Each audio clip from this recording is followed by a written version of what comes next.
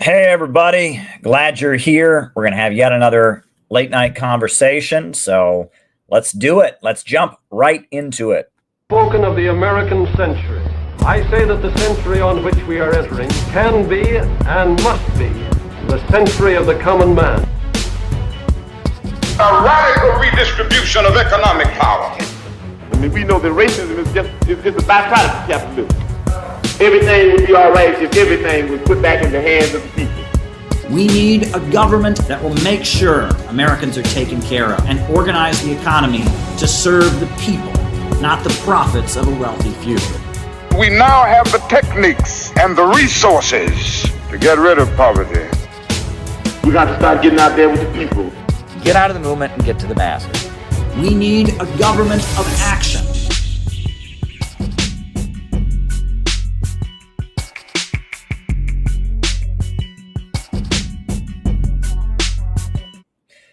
Welcome, everybody.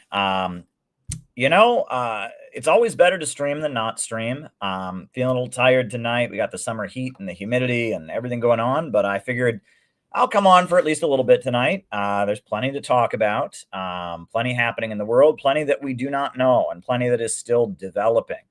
I feel like the world is a bit constipated. Something is waiting to happen, but that's just the way it goes. But hey, I'll come on here and talk about what we know and what is happening. So we're going to have yet another late night conversation. You can send questions via Rumble Rants on the Rumble, or you can cash app me at Caleb Maupin 22. So there's that. We'll follow our normal format. First, the opening remarks, then the roll call, then I answer your questions for the remainder of the night. We're just going to got a few things on here. Not sure how long we'll go, but I'm just going to react to a couple different things that I've seen, a couple different clips and things that have happened. And, we'll go from there. And if anyone has any questions, I'll answer them. And then we'll be back tomorrow. As far as announcements, always needing people to join the Center for Political Innovation. And the Center for Political Innovation right now has a very special call. We're calling on people to discuss this book, Khrushchevism, because we feel that we have innovated a great understanding of how illiberal and anti-imperialist organizations are broken up and the psychological roots of that. We would like people to dig into this book. I'll be talking about that a little bit later. We have a special call we published on our website, so check it out. Questions, we're following our same format. Opening remarks, followed by the roll call. Then I'll answer your questions for the remainder of the night. This might be a shorter stream, might not be. We'll see how it goes. I'm feeling a little drowsy, but I think it's better to get on here and talk about the world than it is to not get on here. So I figured, I had this stream scheduled. I had a very exciting night last night and then had a great stream afterwards. And why not come on here and engage with all of you? So think of some questions to send me for the second half of the show. So, interesting comments from Donald Trump in Los Angeles. He did say a couple things about Russia that are interesting. And I guess I will show the two clips of Trump in Los Angeles at his recent press conference. I said last night, is it possible that the Ukraine war could end? And as the info that I'm getting is that September is going to be big. Not sure what that really means, but it's going to be big. Trump, he made a couple comments this afternoon that seemed to match what we heard from the Russian president about the fact that there's something going on behind the scenes. We do know that Wickoff, Trump's negotiator, is headed to Russia. So these are the two comments that we heard from President Donald Trump today in LA. He was responding to questions from reporters. The first one, it kind of makes sense. The first one is just, here's the first one. Still plan to follow through on your threat to impose 100% tariffs on all countries that purchase Russian energy, including China. Well, I never said a percentage, but we'll be doing quite a bit of that. We'll see what happens over the next fairly short period of time. But we'll see what happens. Yep. They have a meeting tomorrow. We have a meeting with Russia tomorrow. We're going to see what happens. We'll make that determination at that time. Yeah. Now, that's classic Trump. He did say a 100% tariff, but he's saying, oh, I never said that, right? That's what Trump can do. He's moved the deadline several times. Trump is the king of saying something and then saying, well, I never said that.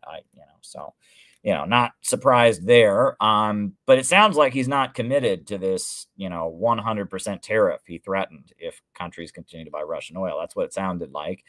And he also made it sound like, from what he was saying there, that it may not even come to that, and that this meeting tomorrow is very important. We can only hope. We know that Wickoff, Trump's chief negotiator, is on his way to Moscow, and something seems to be in the works, but we don't really know what's happening. That one wasn't as notable. Now, this next one was someone asked Trump a question about Ukraine. And what's interesting to me is that it's not so much Trump's answer. It's the fact that this question was even asked. Generally, the only reporters that get access to the president of the United States, since he's been in office, are vetted by the mainstream media, vetted by the president's office. And the fact that he was even asked this question, and, this was allowed to be asked at his press conference, is very, very important. And his response is interesting as well. So this was the next highlight from Trump's press conference. On Ukraine, President Zelensky just signed a law allowing for citizens age 60 and above to serve in the military. We've seen dozens of videos of young men being hauled into vans and dragged to the front lines against their will. And we've even seen videos of a young man with Down syndrome serving on the front line. When you campaigned, you said you wanted to see the people stop dying. A lot of people admired that statement. Now the people dying are elderly, mentally handicapped, and conscripts. So even if a ceasefire doesn't work out, why should Americans continue to fund a foreign military that's scraping the bottom of the barrel of its population like this? Well, you have to understand, very importantly, this is Biden's war. This is not my war. I'm here to get us out of it. It's a mess, and I'm here to get us out. I haven't heard that when you say about 60-year-old men and, et cetera. But this is Biden's war, and we're working very hard to get us out. I stopped 5 wars in the last 5 months, actually, and I'd like this to be the 6th, frankly, and that doesn't even include Iran, with, obliterating their nuclear haul, because they would have had nuclear weapons within 2 months. But stopped a lot of wars. You just take a look at the ones just over the last 2 or 3 months. It's been amazing. This is the one I'm trying to stop. This is the one we're working hardest on. The other ones I stopped within a matter of days, almost every one of them, including India and Pakistan. And I could go over the whole list, but you know the list as well as I do. But this is the one we'd like to see. I haven't not heard that, but this is Biden's war. And it's a war that he got us into, or indirectly got us into. It should have never happened. What do you make of that? I mean, it's certainly interesting. It's interesting that question was even raised, that Ukraine's policies of dragging people off the street, which is nothing new. They've been doing that since the beginning of the war. It's interesting that was allowed to be floated at a presidential press conference. It's also interesting that Trump seemed to indicate a desire to end the war.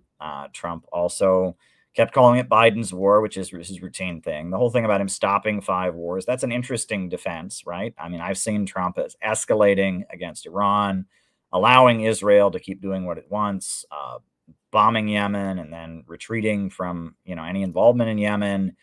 And then there was the recent provocative move with the nukes that were sent, the nuclear submarines sent to Britain, and the threat, against Russia in response to Medvedev's comments. And, I don't see Trump as stopping wars, but that's the way he sees it. And I guess he's arguing that, look, I kept India and Pakistan from going at it. I negotiated a situation where Yemen could keep attacking Israel but wouldn't attack any U.S. ships. I guess in Trump's view, he's been stopping wars. It doesn't seem that way to me, but that's his interpretation of events. And he has somewhat of an argument there. I didn't think about Pakistan and India. And, I think the fact that he said Israel's on their own regarding Yemen is pretty cool. So that was a very interesting answer. And, I think we're all praying that this meeting with Wickoff leads to an agreement that ends the war. But as I said last night, that agreement has to be realistic. If they think that Russia is just going to retreat from, from the regions where, the children have been dying all this time, that ain't going to happen. But I struggle, and I urge people to be optimistic. I push optimism relentlessly. So I'm going to be continuously optimistic that we might be able to see some solution to this. We shall see. That's what we heard from President Trump today in Los Angeles. I mean, take from it what you will. Take from it what you will. Now, I told you all, and I showed you all just a little bit of the video last night from when I went to the Jewish Voices for Peace. I guess it's not Jewish Voices for Peace. It's a new organization that's been formed that is Jewish and anti-Israel. It's called If Not Now. I went to their rally, and I covered it. I interviewed people. I reported on it. I showed the arrests. My videos have been viewed all over international television. I saw that starting at 2 a.m., it was on international TV last night. It's been tweeted out across social media. The full report is here on the YouTube channel. There's different clips of it that are being used in different platforms and stuff. But I'm just going to show the whole report of what I saw last night from beginning to end. Why not, right? And this is Jewish Americans taking a stand at Trump's International Hotel against the bombing of Gaza and the starving of Gaza. And this is also symbolic civil disobedience. So I'm just going to show you my reporting. It's been all over the planet at this point, all over Africa, all over international media. There you go.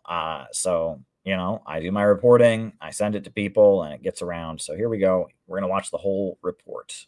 This is what I saw last night at Columbus Circle. Since you have refused to leave your robot, I'm flagging you as violating your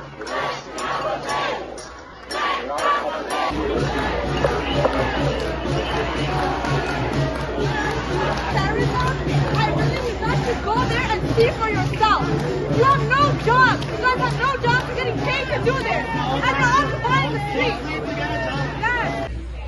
So we're here at New York City's Columbus Circle. A crowd is gathering. The call is for Jewish Voices for Peace, Jews for Economic Justice, others gathering to protest U.S. policy supporting Israel and its crimes against the Palestinian people. Fascism defeated must never be repeated.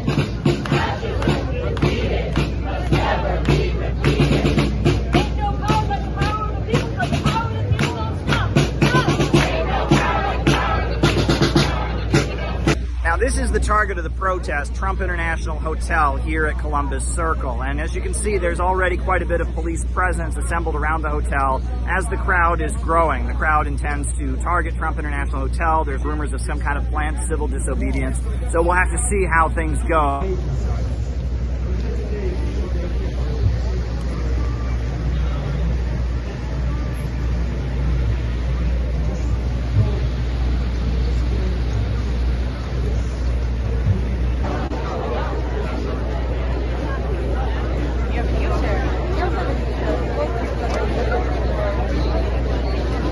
It's a genocide that's unfolding in real time that we've been watching unfold over the last 21 months, and it's imperative that we end it as soon as possible. I'm seeing images that are identical to Auschwitz on television, and I know that this genocide is occurring. It can't lie to me anymore. I mean, what's happening is an affront to our shared humanity. It's an affront, that it's happening in the name of Jews. We're here today to protest the starvation, ethnic cleansing of Gaza, and specifically to come together as Jews from a range of ideological positions to say, Jews say no more, and to speak in a unified voice against what's happening. Clearly, it's because Trump is the president and he's surrounded by Zionists who enforce the most militant and genocidal of policies.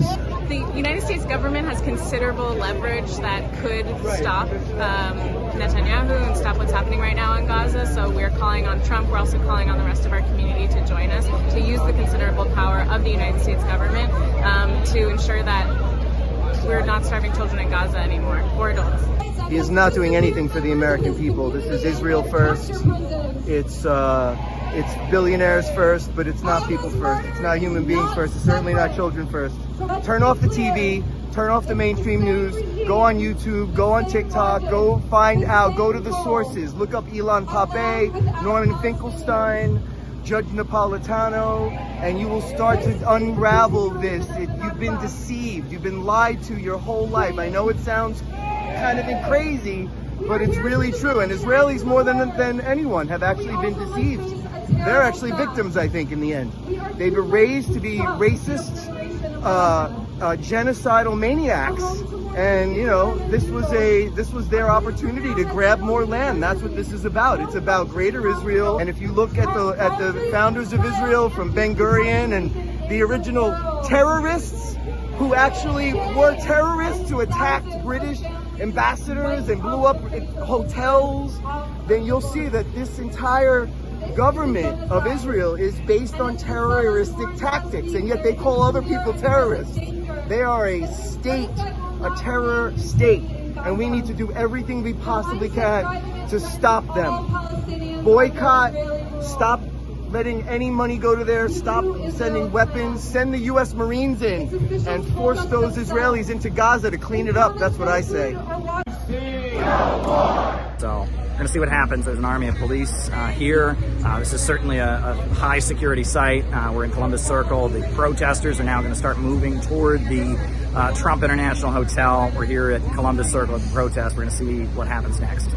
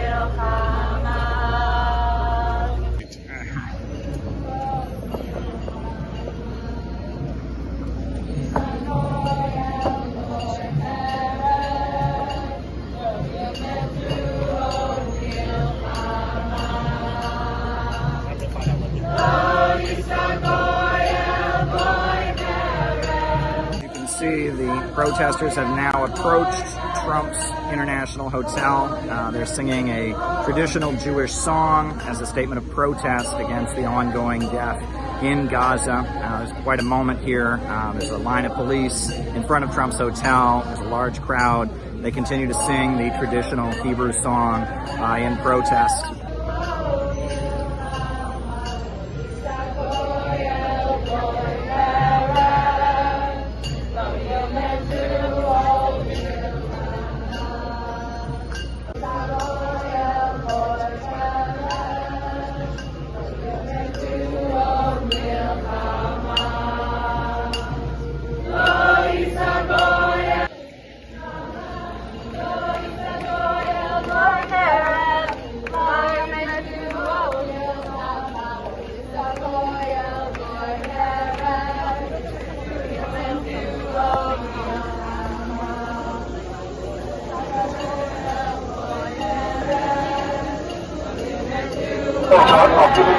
I'll give you 2 minutes here, but I don't mind if you keep marching, but we can't just block the street, okay? If you want to march, you're welcome to go ahead. So we're here in front of Trump's International Hotel. As you can see, the protesters have blocked off the main street. They've assembled. They have their banners and placards. The police have urged them to move. This is intended to be some kind of symbolic act of civil disobedience. The Trump Hotel is surrounded by police. The protesters are occupying the street in front of them. The police officer has repeatedly urged them on the bullhorn to disperse. On the sidewalk now. If you do so voluntarily, no charges will be placed against you. If you remain in the roadway and refuse to use the available sidewalk, you will be subject to arrest.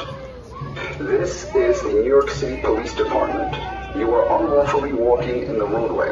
I am ordering you to go back on the sidewalk now. If you transport vehicle or resist arrest, you may be charged with additional crime. Since you have refused to leave the roadway, I am ordering your arrest for violating New York City traffic rules. If you do not accompany the arresting officer voluntarily to the prisoner transport traffic rules. If you do not accompany the arresting officer voluntarily to the prisoner transport vehicle or resist arrest, you may be charged with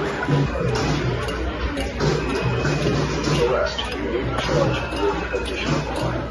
Since you have refused to leave the roadway, I am ordering your arrest for violating New York City traffic rules.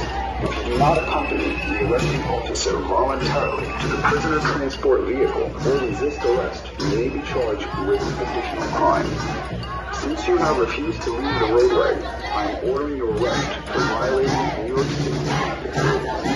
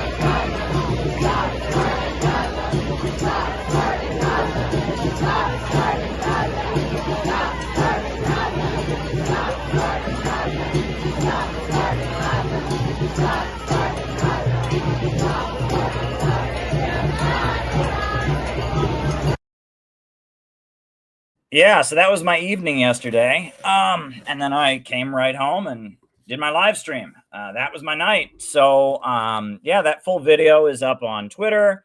That full video is on this YouTube channel.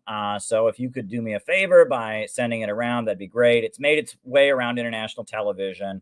You know, and I saw not only is this getting around, but I'm getting credit for it in places I didn't expect to get credit for it. I know this was on a lot of Middle Eastern TV. You know, clips of this were on international television, on Middle Eastern TV, on various places. So, you know, that was certainly interesting. So, yeah, if you want to tweet that full video, full report around, you know, here's the link. You can tweet it around or post it on X or whatever. You don't tweet anymore. There's no more Twitter, right? You post it on X now. Is that what you do?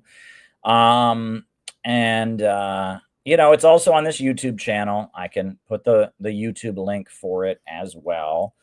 But yeah, I mean, that was my evening yesterday. So I showed like a couple clips, but then after the stream last night, I sat down and I just edited it all together, and it went out there. Quite an interesting night. Certainly admirable that these folks are willing to get arrested. Very well put together protest, great banners, you know, great singing. You know, they knew what they were doing and they did a good job. I mean, you know, who can object? Who can object to this? I mean, there's nothing to complain about, really. I mean, I might have my disagreements with whatever political forces are involved. That doesn't really matter. They did a good thing. They symbolically got arrested to oppose U.S. support for Israel and the starvation in Gaza. Somebody's got to do it. So good for them. Good for them. They did it. Now, on that topic, before we move on to another thing, and I keep in mind I am taking questions for the second half. If you've got any questions for the second half, send them as Rumble rants, or you can cash at me at CalebMoffat22, and I'll happily answer any questions for the second half of the show. I see Leo Messi already sent a question, so that's one that has come in.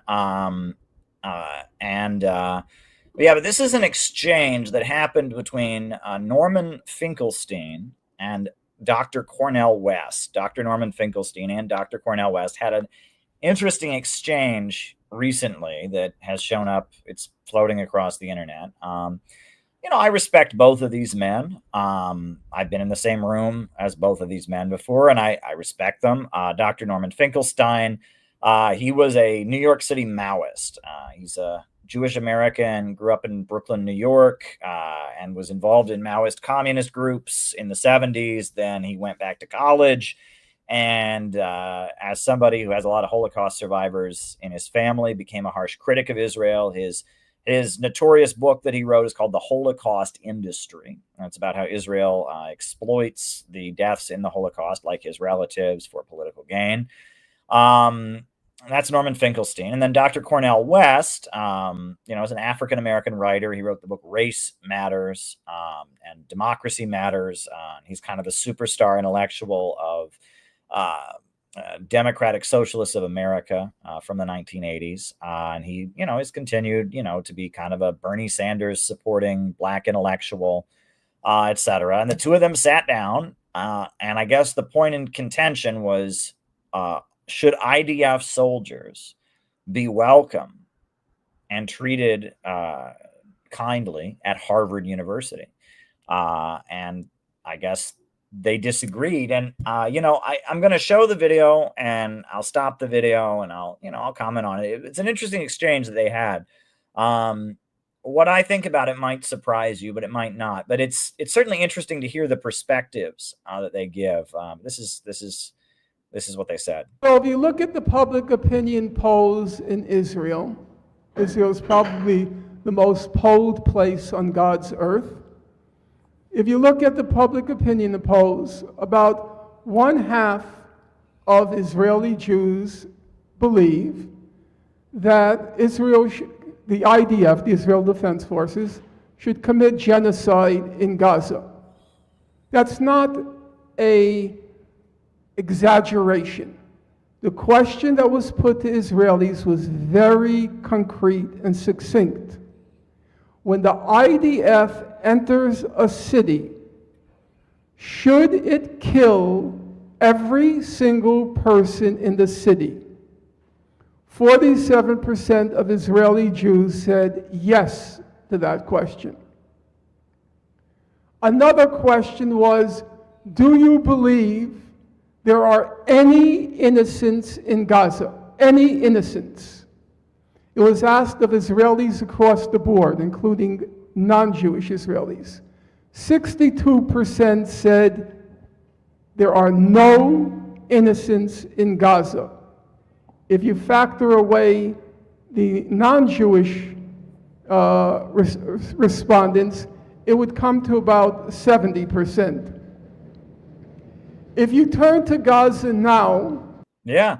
Now, I mean, those numbers are pretty telling. And it's bizarre. But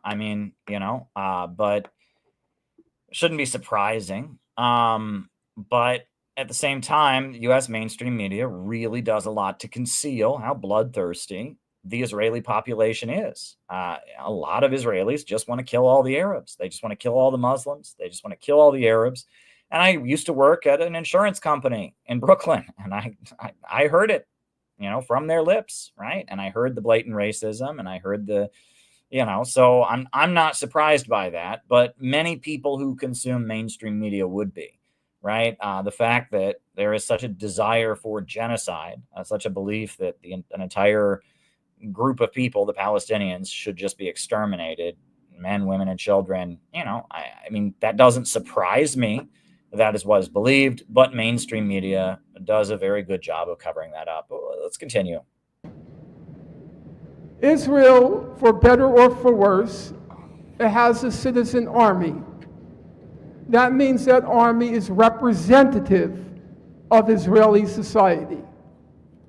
That army is carrying out a genocide. Every member of that army, EVERY, every member of that army is complicit in genocide.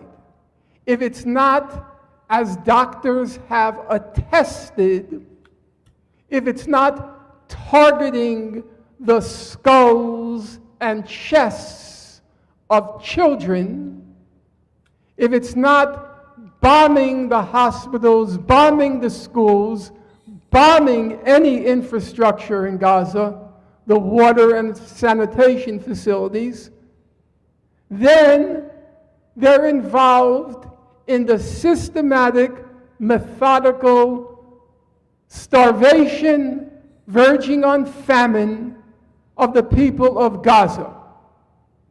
Now, when students, or I should say, when IDF soldiers come after their stint in the army to Harvard campus, or there are Jews who are publicly defending a real-time genocide broadcast across the social media to the point that even I, who professionally ought to be following it, I have stopped reading it. One nauseating story after another, one sickening story of genocidal murderers in plain sight. Now, I heard one or both of you say, of course, everyone should feel at home at Harvard. I say no. They should be shunned. They should be ostracized. If they're there, I suppose they have a right to be there. But this notion that we need, and Nadine will confirm, I suppose for me, the bulk of the report's recommendations are we must be inclusive. We must be pluralistic. We must embrace everyone. And I know Brother West. He embraces everybody. When he says Brother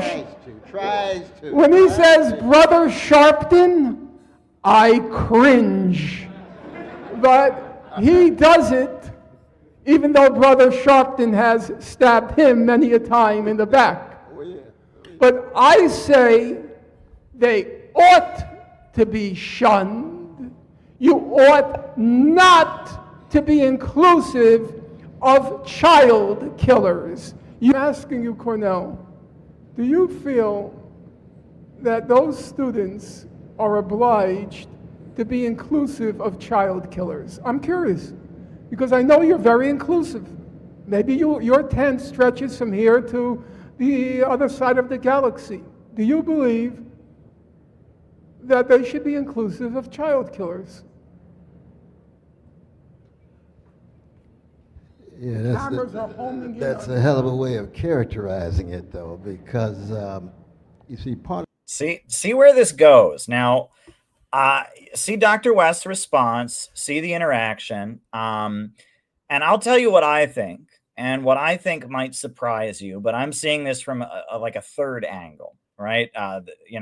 You just heard Dr. Norman Finkelstein's opinion on the matter about whether or not those who fought in the IDF should be welcome and treated at home at Harvard, or whether or not they should be shunned. And now Cornel West is going to give his opinion.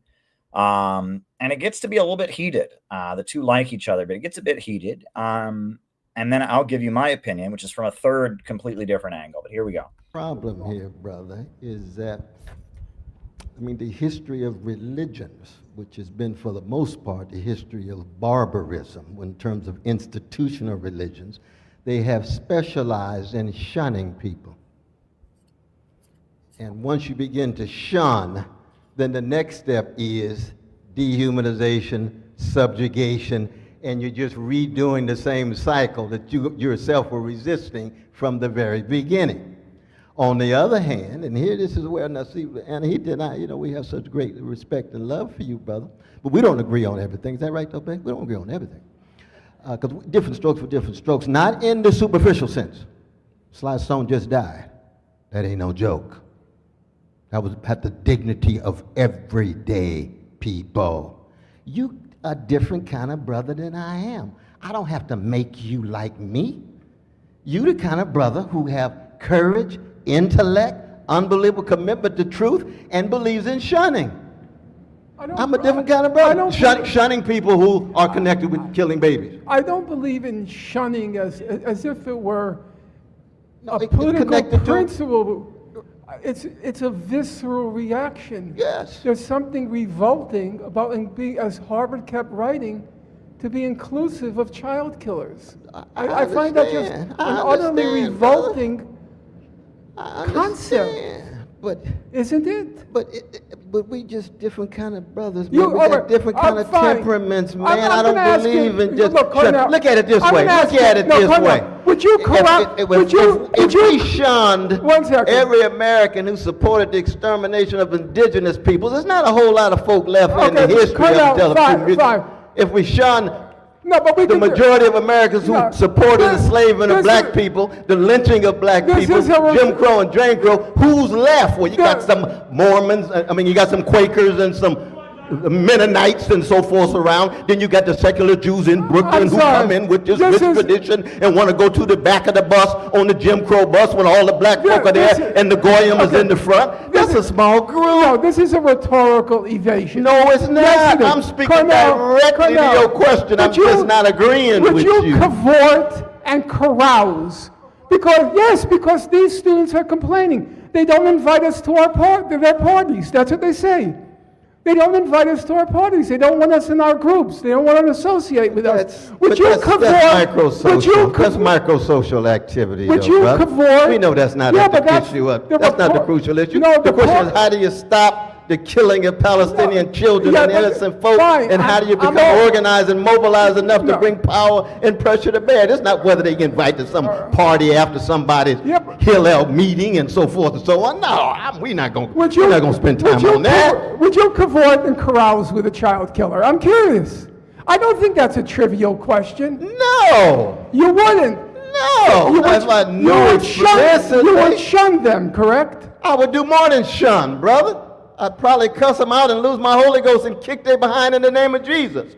But the point is, that's not normative. That's not the only model that I want everybody to proceed. I got my own way of being in the world. I'm a jazz man, got my own voice. This is how I decide to live my life. I want to love my way through the darkness. I don't believe in shunning, even given the crimes that people commit. If you got a different view, that's cool. I'm with you. We in the same demonstrations. We go to jail together, and we have fascinating conversations on child killers and how do you respond to child killers. That's all. Okay, so Norman Finkelstein, his perspective is that what Israel is doing is similar to what the Nazis did, crime against humanity. There's public support for genocidal crimes. The Israeli military is committing genocidal crimes. That when people that have been part of this genocidal army come to Harvard, we can't just treat them like we would treat normal people. They should be subject to some level of ostracization. He didn't say they should be banned from Harvard. He said they do have a right to be there, but they should be subject to some level of ostracization because they are associated and have been involved in crimes against humanity. That's Norman Finkelstein's argument. And to Norman Finkelstein's credit, there is this ridiculous notion. I don't know where people get this, but there are a number of Jewish students that are suing Columbia University, suing Harvard, because they claim that the student protests that were broken up by the police, that the campuses outlawed and expelled people for participating in, somehow just the fact that they happened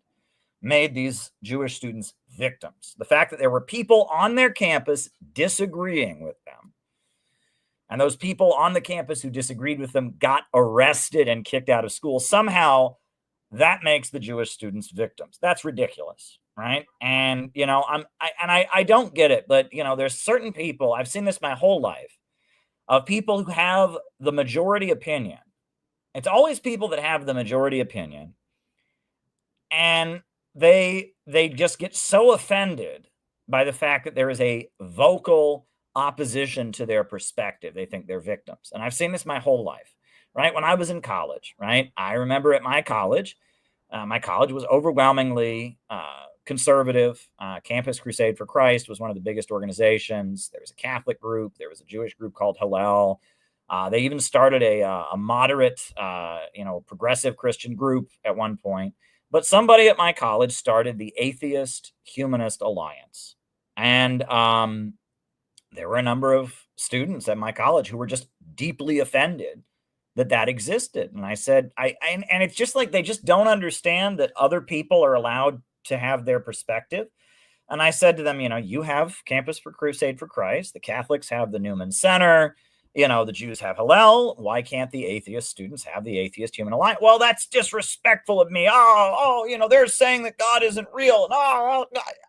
And it's like, that's what they believe. You are allowed to say what you believe. They are allowed to say what they believe. If the college was going around saying that at this college we believe there's no God, you would have the right to object to that. If the college was going around and saying all students at this college must believe in God, I mean, it technically was a religious college tied to the Methodist Church, but it was just like they just couldn't understand that these other students with their atheistic views existing was not somehow a huge violation of their rights. And when I was in high school, there was all of this talk that somehow anti-war protesters existing was offensive to people who had relatives in the military, right? And I heard this from teachers. I heard it from classmates. The fact that anybody anywhere protested the Iraq War was really, really offensive to anyone who had relatives in the military. And I would say to them, you do realize there are actually people in the military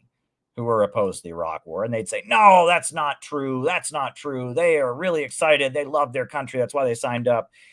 And it was just like somehow, and it's always people that are in the majority. It's weird. Minorities get it, right? People with a minority perspective understand that they're in the minority and that their right to be in the minority should be protected. But it's always something about people with a majority opinion. They think somehow people disagreeing with me that have no institutional power are victimizing me. That's what the Israeli students are doing right now, right? Columbia University expelled a bunch of students and fined them and suspended them and called the police and dragged them out for protesting against Israel at Columbia. But still, they were there, and the Jewish students had to hear a view that they disagreed with, so therefore Columbia University is oppressing them. At Harvard, right, students were arrested, students were suspended for saying from the river to the sea, whatever, but they were there, and so they're oppressed. And so Norman Finkelstein is responding to, this notion that that it is somehow an affront to Israeli military personnel or Israelis or people that support Israel. It's an affront to them that people disagree with them, and that every effort should be made to bend over backwards and make sure that no one ever makes them uncomfortable by reminding them that people disagree with what Israel's doing. That's ridiculous. That's absolutely ridiculous.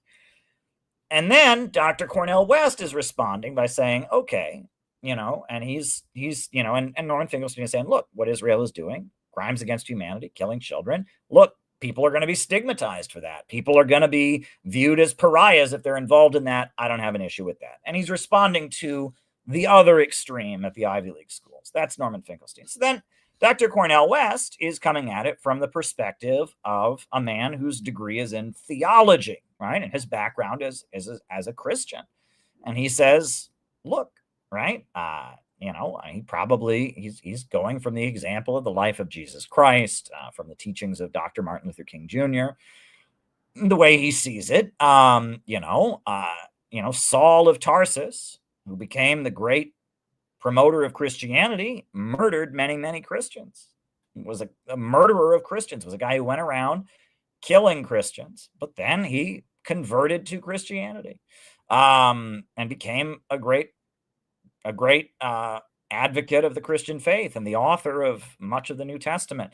And that, Jesus was frequently confronted. Why do you associate with sinners? And he said, well, does a doctor heal people that aren't sick? I go where I'm needed. And that the Christian gospels have a message of forgiveness, have a message that, you should always offer forgiveness and kindness and brotherhood, even to the most reprehensible people, and that none of us are good enough in the eyes of God. All of us are sinners. None of us are perfect. And it is only through the grace of Jesus Christ that we are saved. And so who are we to judge? And that it's not our job to go around persecuting other people. It's rather our job to bring about reconciliation and forgiveness in this world. I understand Dr. Cornel West's perspective on that as well. Now, again, they're talking kind of about apples and oranges. They're talking past each other, right? Norman Finkelstein is responding to Israeli personnel, Israeli soldiers, saying, why are people not embracing me and telling me I'm awesome when I go to Harvard? I'm oppressed because there are people at Harvard who disagree with Israel. Cornel West is saying, well, of course people are going to disagree with that, but his perspective is, I do not believe in putting scarlet letters on people. I do not believe in shunning people. I do not believe that anyone is a pariah. I don't believe that anyone should be declared toxic and cast off by society. I believe that it is my duty as a Christian to try my hardest to seek reconciliation and forgiveness, even with people that I find reprehensible. Now, they're both bringing a legitimate perspective. I don't even think they really disagree. I mean, I don't think that Norman Finkelstein is calling for, IDF soldiers to be crucified and harshly punished. He's just saying people are going to treat him bad because of what Israel's doing. I don't think Cornel West is saying that they should, give a medal to these Israeli soldiers and, make sure no one ever disagrees with them and make sure that they have total safe space. No, I don't think he's saying that. But I am going to bring a third perspective, which is similar. I know there's people in the audience that are going to get mad at me. Similar to what Cornel West said, but for different reasons. I don't think that we should allow the prevailing institutions of American society to have the power to declare people to be shunned or reprehensible or subject to social isolation and stigma because of their position on international events. When it comes to Israel-Palestine, I am on the Palestinian side. I oppose Israel. But Harvard is pretty solidly on the Israeli side. And if you give academic institutions like Harvard University the power to say, oh, well, this person, they're from this country and we don't agree with what this country did in a war, so we're going to encourage people to shun them. We're going to encourage people to make them social pariahs. Oh, no. Well, what if a student from Russia comes and they served in the Russian military in Ukraine? Well, according to mainstream media, that's a genocidal war by evil Russia, so I guess we're going to have to stigmatize them. What if a student from Iran comes to Harvard? And, mainstream media says Iran's an evil country that's attacking Israel and oppressing the Israelis somehow. Are we going to stigmatize them? And giving that kind of power, the power to make people pariahs, not to ourselves, right? You're not giving that power to yourself. You're giving it to the enemy. Giving that kind of power to the enemy is very, very dangerous. And no, I don't think that academic institutions should have the authority to encourage the stigmatization of people for their positions or involvement in geopolitical issues, and that encouraging that kind of thing inevitably means it's going to be turned around and used against anti-imperialists. And you might say, well, I'm not for that. I'm against it. Of course you are, but it sets precedent. It sets precedent. And that, you know, I mean, first of all, we have to remember that this is a purely hypothetical debate. I mean, Harvard and Columbia are bending over backwards to make sure that, you know, Israelis are comfortable, that, you know, that pro-Palestine students are punished, etc. But we're hypothetically talking about, should academic institutions hypothetically punish or have some level of stigmatization against pro-Israeli people or people that are involved with the Israeli government? In theory, that might sound good if you're really pro-Palestine and all of that. But we know how the institutions of U.S. imperialism operate. And this is a point. It's a nuanced point, but it's a point that has been lost. We don't want to give the power to our enemies.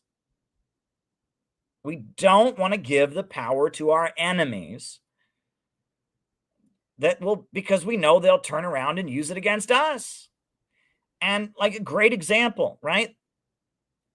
One organization that I have called out before, and I will call them out again, is the Freedom Road Socialist Organization, a pro-Palestine organization, a Marxist student group, a Marxist communist group that's in different parts of the country.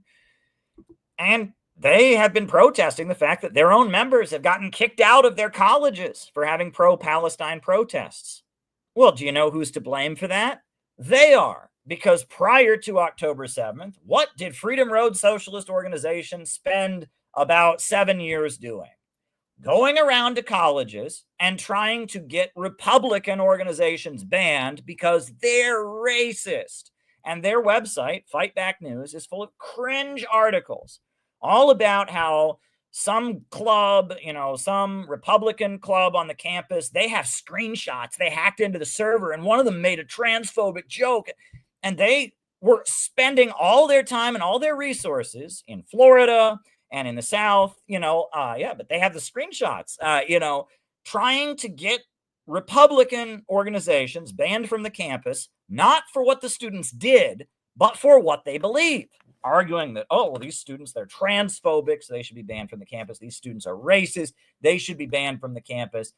And in the name of woke bullshit, they gave the academic institutions the power to silence people, not for what they said, not for what they did, but for what they believed.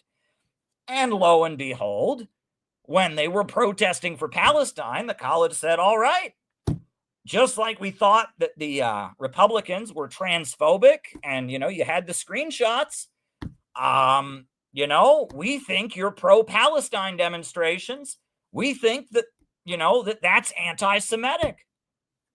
You gave power to the class enemy.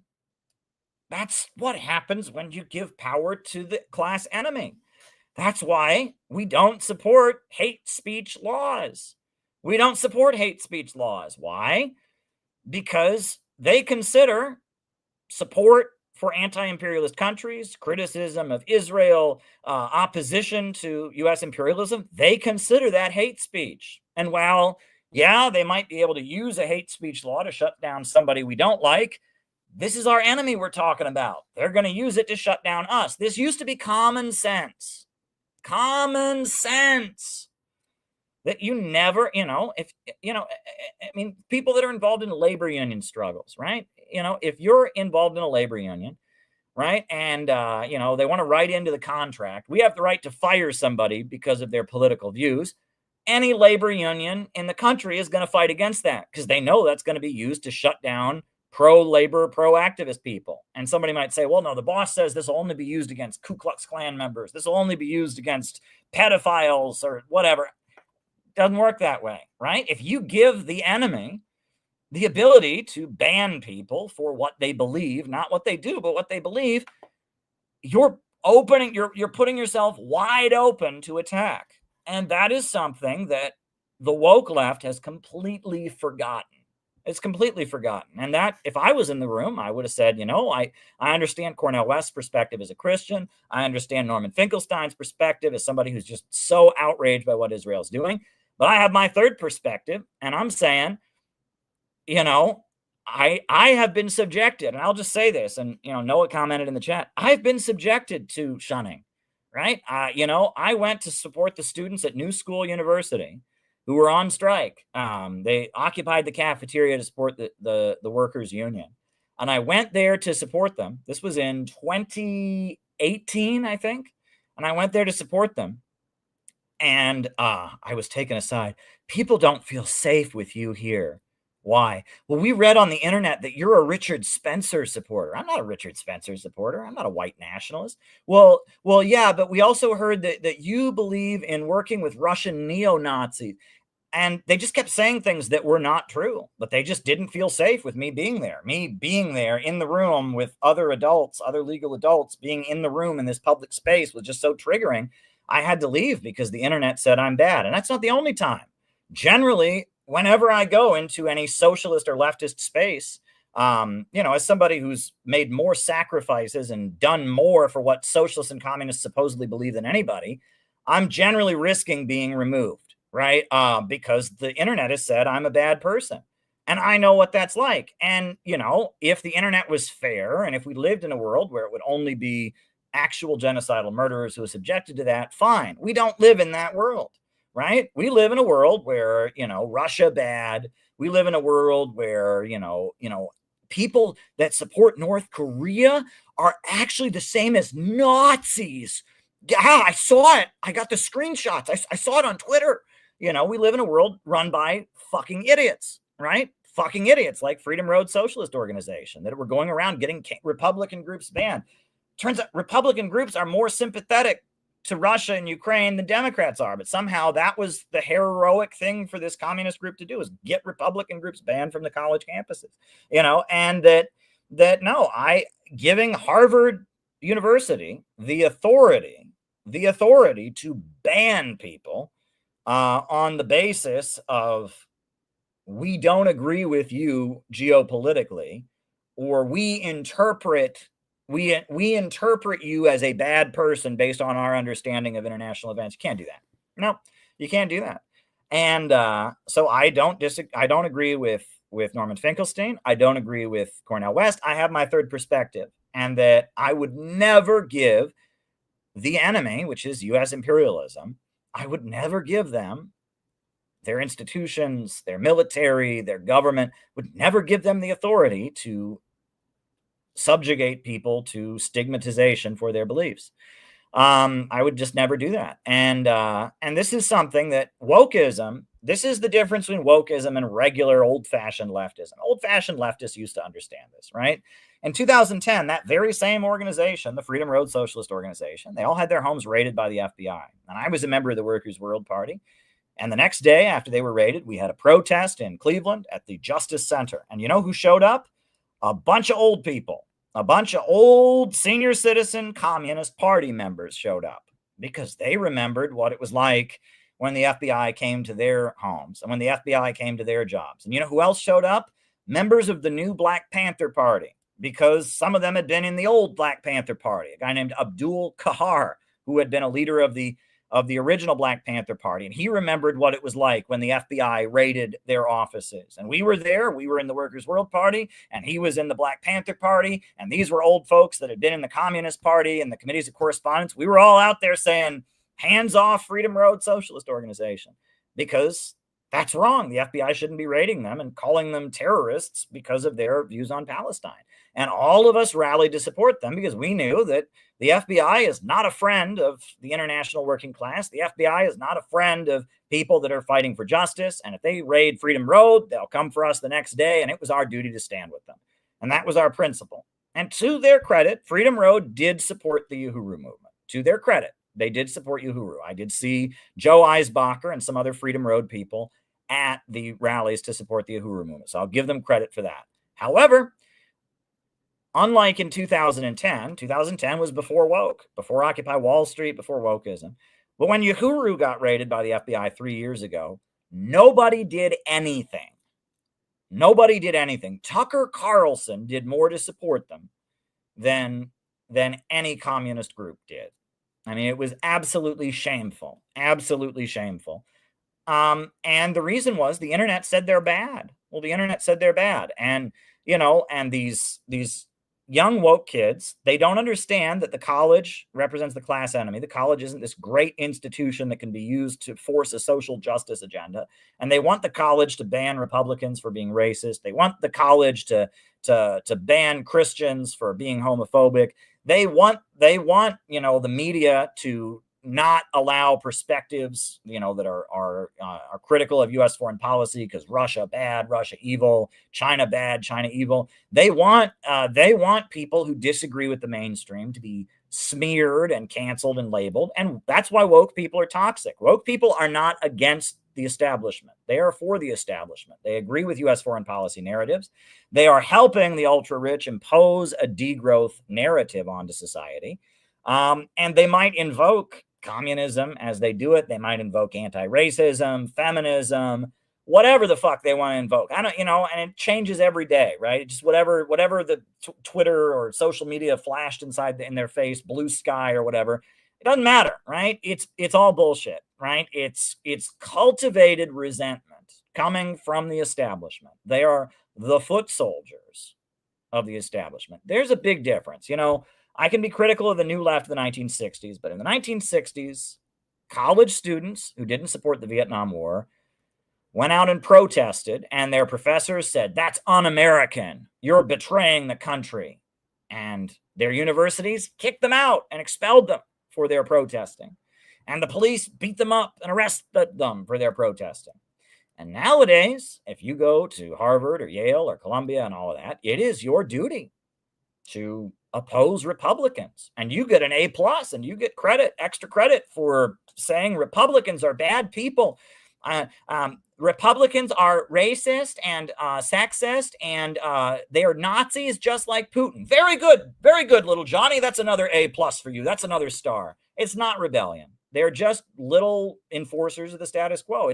It's actually much more similar to what the Nazis did when they drove the Jews out of the universities, right? I mean, do you think that the SS and the Hitler Youth, you know, they were heroically battling their professors? No, right? There would be one Jewish professor who was a Marxist, and then the SS would get together with the permission of the government, and they would condemn the professor, and the professor would get dragged away by the Gestapo. You know, I mean, that's basically, yeah, so brave to be a little Mussolini. Yeah, and no,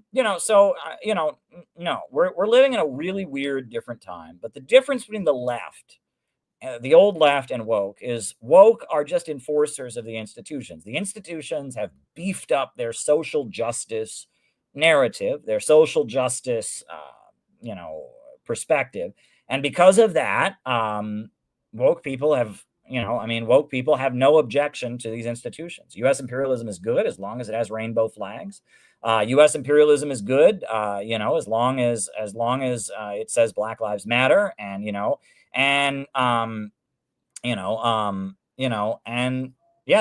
are not good folks. And now what's weird is that they're pro-Palestine, and that creates a dichotomy. And some of them are probably going to learn from the pro-Palestine position. Some of them are probably going to learn from it, but I'm not saying it's going to happen overnight, and it's not easy. And yeah, so that was my response to that. Now, I did have another thing, one last thing to talk about before we go to the roll call and before we go to the answering of questions. But I only got one question so far that's come in on the Rumble Rant, so I need y'all to send some more questions. But the next thing I wanted to talk about is this. So send questions. Questions can be sent via Rumble Rants or Caleb Maupin 22 on the Cash app. I've only got one question so far on the Rumble that's come in, so just one. So if you got any more questions for me, send them in. Questions are always appreciated. Questions are that's classic. Questions are always appreciated to make the second half great. But we have this new call from the Center for Political Innovation. So, we wrote a statement It's on the website, and there's a great article by Penny that's about to be published. I just need Penny to send me the images to put with it. Penny actually wrote a really, really good article that I'm about to publish, but we did publish today this national call, and we actually sent it out in a national email to our email list. So check your spam folder and mark as not spam if you didn't get it, if you didn't find it. If you got it, read it, forward it to your friends. We have a national call right now. Basically, we had our convention, huge smashing success. We have new members that registered, new people joined as a result of our convention and the surrounding outreach. We had a great, a number of great activities surrounding the convention. That was really, really awesome. And we're processing all of that. I have got a lot of speeches to edit. We're publishing a book of the convention, which is going to be really awesome. It's going to take a long time, but we're getting images of the convention together, and we're publishing a nice fancy book of the convention. And we have the Chicago sessions. I'm gradually putting up video from the Chicago sessions, the long Q&A. And there's another activity that we did, kind of a surprise, that I'm going to be putting up video of. And we got a lot on our plate, but that's fine. And also, we're in a weird political situation. Right now, we don't exactly know what's going to happen. As I just showed at the beginning of the stream, Donald Trump is hinting that there's going to be a really important meeting tomorrow with Wickoff. I'm praying that meeting is a realistic meeting that leads to, an end to the war. I'm told, the intelligence I'm getting from people I talk to that are close to the Trump administration and in the MAGA camp, you all know I've got MAGA friends. They're all saying September, buddy, September, right? Elon Musk says he's forming a new party. Marjorie Taylor Greene just hinted that she might be leaving the Republican Party. Thomas Massey is getting support from Elon Musk, and Trump is going to primary him, he says, and is railing against him. And we don't know exactly what's going to happen. And Tulsi Gabbard has just revealed all these great things about Russiagate being fake, and there's a lot up in the air. It's not going to be clear, and until we know what's happening, we can't really intervene. We are planning. Noah is headed to Detroit. We're going to get the Houthi books out at the big Palestine conference that's happening. That's important. But while we're kind of pausing, as we're kind of getting everything together from the convention, as we're, figuring out what is exactly happening with the administration, where are they going, now is the time that we are calling for a national call for reading groups. We want people to engage with this book, because this book is about how to hold an organization together. All right. This book, Khrushchevism, that I wrote, I read you the whole book on these streams. There's a whole audio book of it here on this YouTube channel. It is about how to hold an organization together. And we are consolidating and, solidifying our organizational principles. And part of that is studying this book. This book starts out by talking about how Khrushchev's secret speech at the 20th Party Congress of the Soviet Union, how that laid the basis for breaking apart and destroying the international communist movement. It talks about counter gangs and all kinds of different stuff. It talks about how a couple different anti-imperialist groups in Britain and the United States have been broken up with psychological operations. And then it lays out a vision for how to live as an innovationist and how to actively combat the wrecker tendencies and the pessimistic mindset that our enemy has disseminated. And it's not easy. And that we're starting to now talk about, basically, we need you to walk upon the great road, right? Being a revolutionary, being an anti-imperialist is walking upon the great road. It is not easy to walk upon the great road, right? The great road is a difficult road to stay on. But if you're going to not go back to living biologically, if you're not going to surrender, you need to keep walking upon the great road. And you are not meant to walk upon the great road alone. No one is meant to walk upon the great road alone. You are meant to walk upon the great road with comrades. That is where you are meant to walk upon the great road. And this book is about how to hold the organizations together that can keep us upon the great road so we can carry out the operations and achieve what we aim to achieve and rescue our homeland from imperialism. And so we are calling for a national discussion of this. Now, Gabby Hernandez stepped up to lead the first national discussion. It was on Sunday that we had on the internet. But we want to have in real life. Los Angeles just had a meeting yesterday, and they announced that they're planning to have a reading group of the Khrushchevism book in LA with their contacts. Very important. There's a bookstore they've been working with, and there's great stuff going on out there.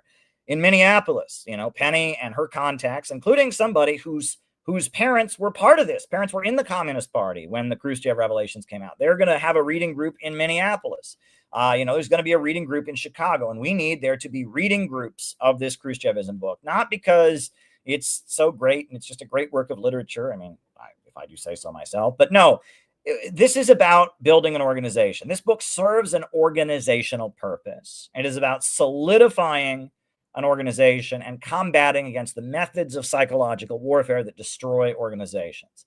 And we're going to take this time while we're recovering from the convention and while we're putting everything together, we're going to take this time to solidify our ranks and become a solid rock against Khrushchevism, so that as we expand and begin carrying out operations, Khrushchevite psychological warfare will not break us. We need to be prepared.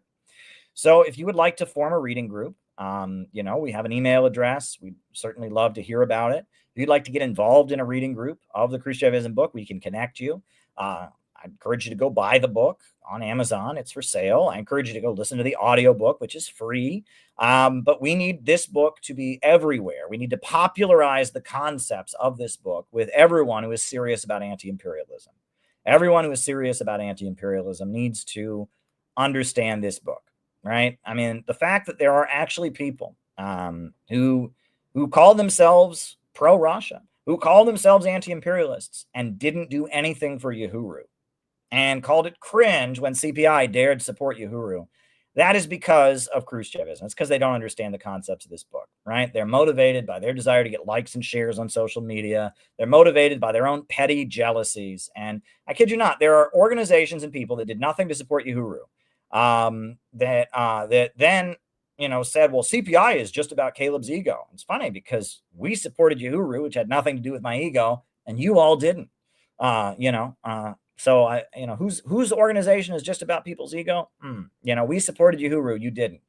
We've rolled out the platform for people that are in your organization now many times and welcomed them to events, bought them plane tickets to events. But it's all just about my ego, huh? Really, we're here finding other people's strengths, helping our members to publish books. We're doing all kinds of stuff to empower people. And you all are doing a social media game. And the FBI dragged a group of Black revolutionaries out of their homes in the middle of the night, and you didn't do jack shit to support them. And then you attacked us for doing it. And you think, oh, but we're just all about ego, because they're following a Khrushchevist script, right? It's this whole Khrushchevist narrative, cult of personality. It's the whole thing. And this book is all about it. And if you read this book, you'll understand it, right? And we need to popularize this book. We need to understand this book, and we need to become solid as a rock against those who buy into Khrushchevist narratives and the atomization and the demoralization that has been disseminated by our enemy. And in the statement that we put out today, we actually, we said, and this is very interesting, and again, this is worth talking about. These are themes you're going to hear more of, that we want to build an organization. We want to build a network and community based on loyalty, duty, empathy, compassion, patience, comradeship, and a filial heart. Now, think about that. We want to build a community and network based on on loyalty, duty, empathy, compassion, patience, and a filial heart. Let's popularize those words. We've popularized, we need a government of action to fight for working families. We've popularized out of the movement to the masses.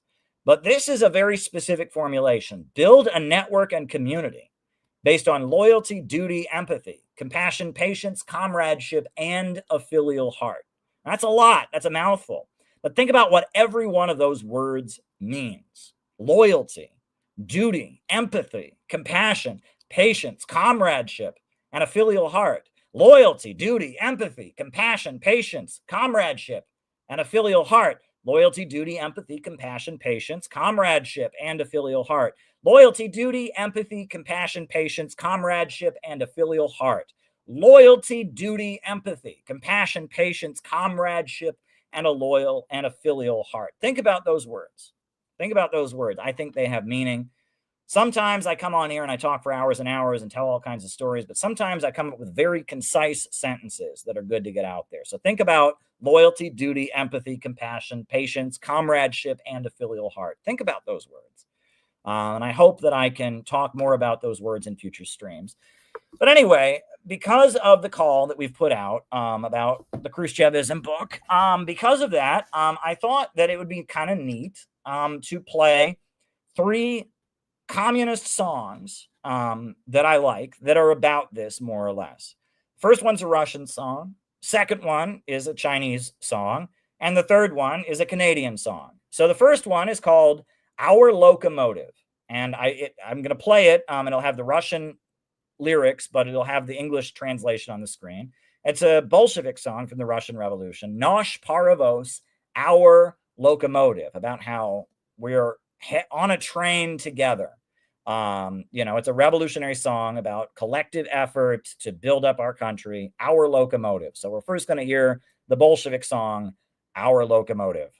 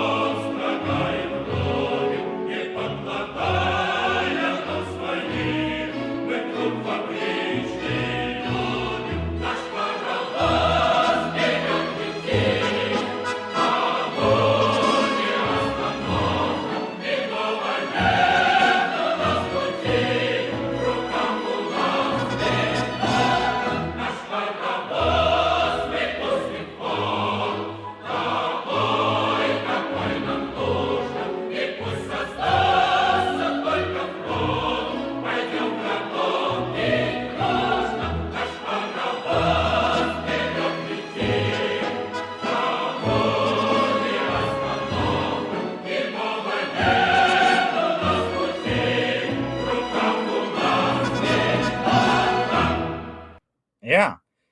Now, as I went over the lyrics just now watching, I was struck by 2 particular lines in that song. One, we are the children of our ancestors. Now, that doesn't sound very communist at all, right? That sounds very traditional, right? It's we are the next generation of our homeland. We are the children of our ancestors, fathers and sons among us, right? That's not the, kill your father Oedipal communist impulse. That is filial, right? That's very Eastern and very traditional. We are fulfilling the destiny of our great nation, right? We are, and then the next stanza says, fathers and sons together, right? So again, there's a spirit of filialness, even though that song is very Bolshevik. There's a line about revenge. Don't like that so much. There's, the chorus is, and in our hands a rifle. It's about war and killing, but it's about a locomotive. And there's no other way to go. We're going toward that ultimate goal of communism, a stateless, classless world of vast abundance, right? There isn't, we're on a locomotive together. There is no other way to go. And then 2 of the verses are about the generational continuity, right? And that's very interesting because during World War II, we know Stalin put out films about great czars, right? That the film Ivan the Terrible, directed by Sergei Eisenstein, was a very important film. The film Alexander Nevsky, another great film. Both of them were not about communists. They were about great feudal czars who held the nation and the homeland together. Stalin brought back the Russian Orthodox Church during the Second World War because that spiritual power was necessary to hold the nation together. And after the Second World War, there was a huge blitz of construction of Russian Orthodox churches by Stalin. And Khrushchev, who came after Stalin, this guy, he launched a huge crackdown on the Russian Orthodox Church. He was very anti-Christian, but Stalin, during World War II, he brought the church back. He made films glorifying the great czars. And then no other leader in Russian history has built more churches than Stalin. And even though Stalin was an atheist, it was an atheistic government, right? Stalin built more churches than any other leader in Russia's history. And on top of that, that song that you just heard, that Bolshevik song, has a generational continuity and almost a traditional nationalism. It invokes the family. Very interesting. Now, this next song I'm going to play is a Chinese song. It's called We Walk on the Great Road. This is a communist song from China. We walk on the Great Road. And so here we go.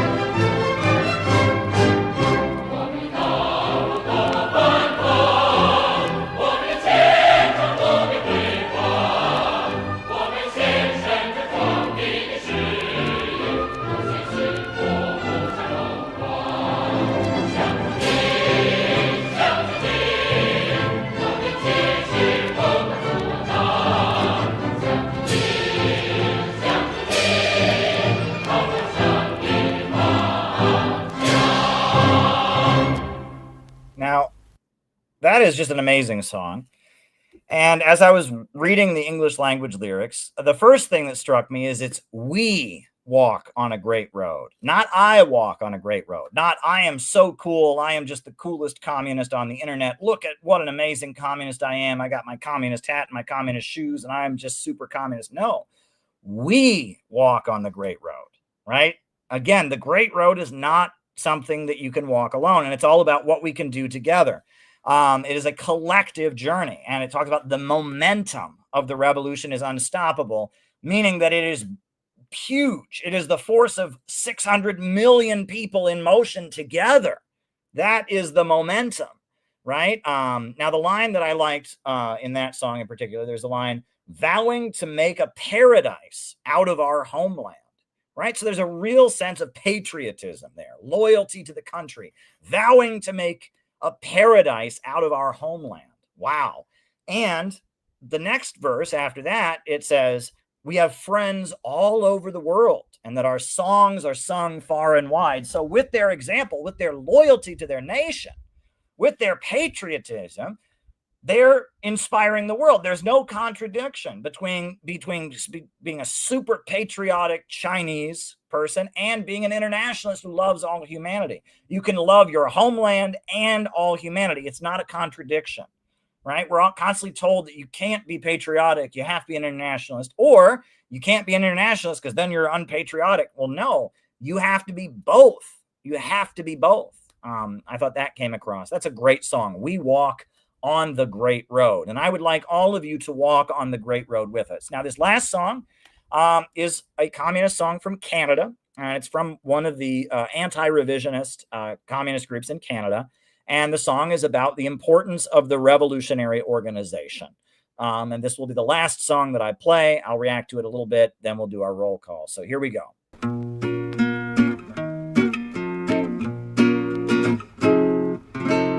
Plant the party seeds in every factory, Bolshevize her ranks, relentlessly stand firm in her defense against the enemy. For the party is the most precious thing, the party is the most precious thing. Our party smashes every bar to progress in her way, voicing the aspirations of the proletariat today. Her bold leadership gives us the strength to smash the chains that bind our hands and build our Canada as a strong, free, socialist land. Plant the party seeds in every factory, Bolshevize her ranks, relentlessly stand firm in her defense against the enemy.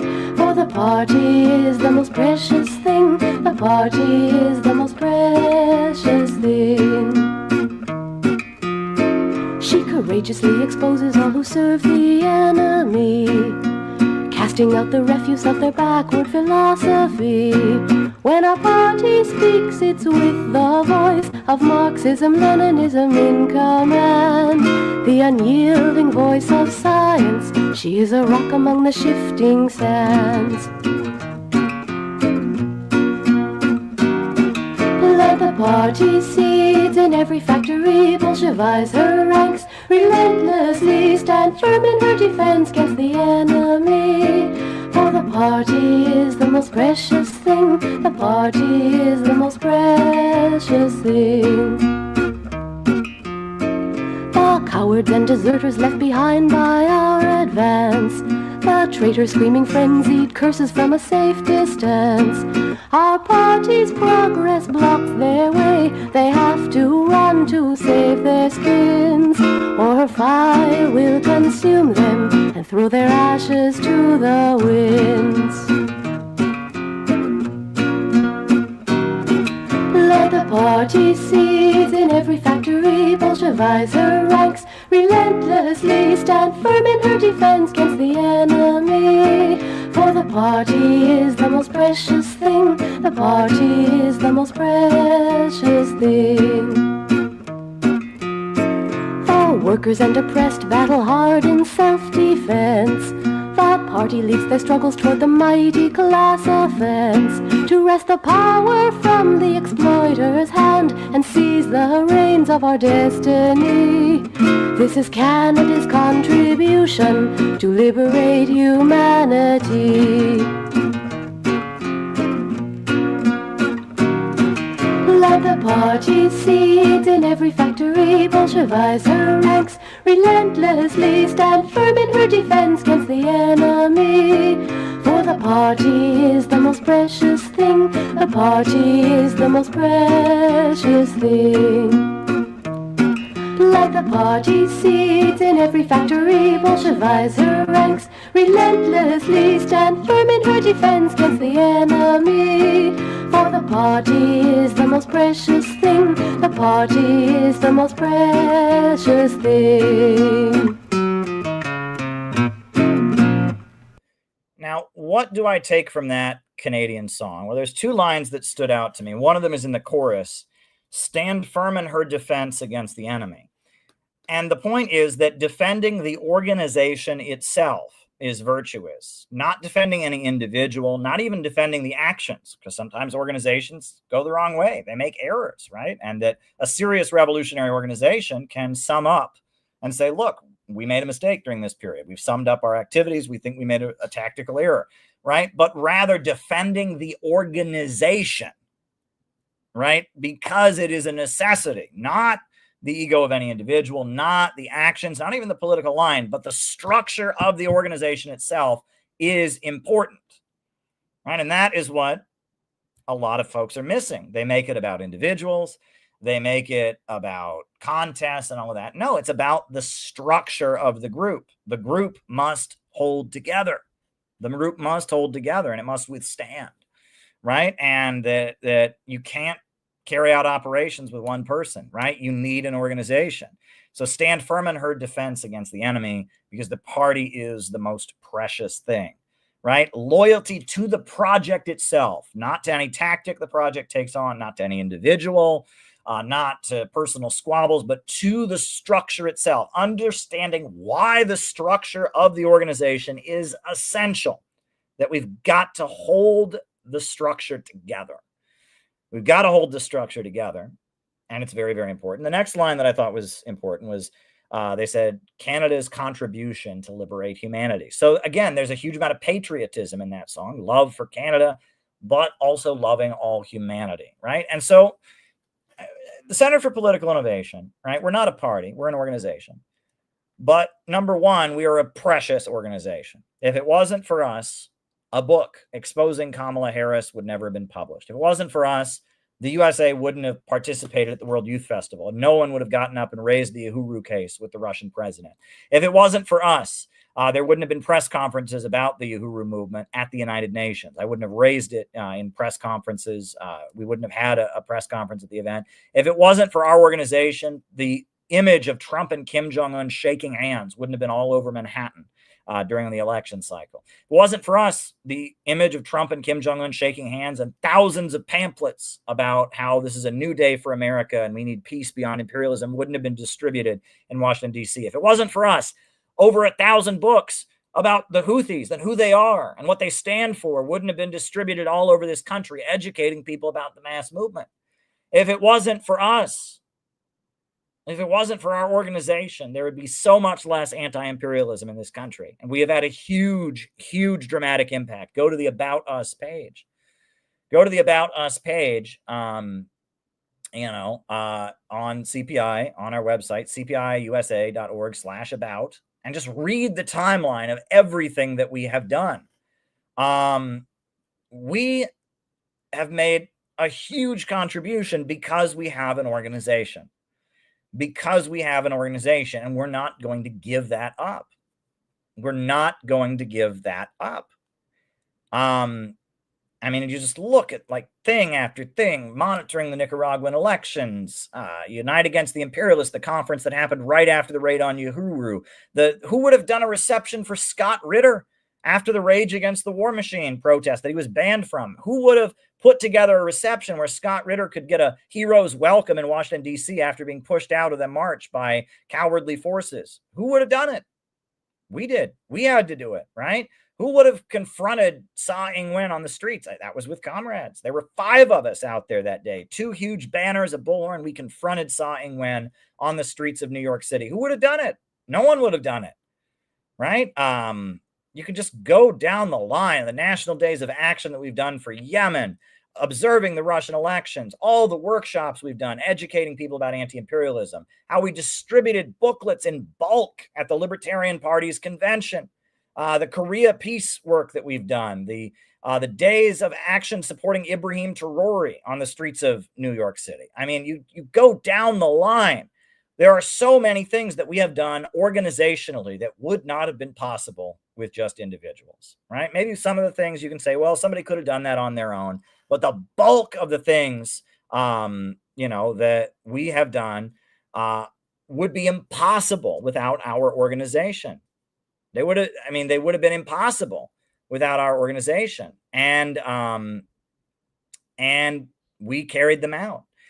And there were a number of people unfortunately, who just didn't understand how important our organization was. And about a year ago, they wanted us to just liquidate into an internet club. And they wanted us to liquidate into an internet club. Well, we weren't going to do that. We're not going to liquidate into some stupid internet club, right? No, we have real work to do. Would we have been able to do any of this if I'd had to call up and get permission from certain, reprehensible individuals? No, they would never have let us do that, right? They want us to liquidate into joining some little stupid internet club somebody started. No, we're not going to do that. We have to hold the organization together. We serve a real purpose, right? And the Khrushchevism, the Khrushchevite narratives are what they use to dismantle real organizations. Yeah, you can hold together an internet club. The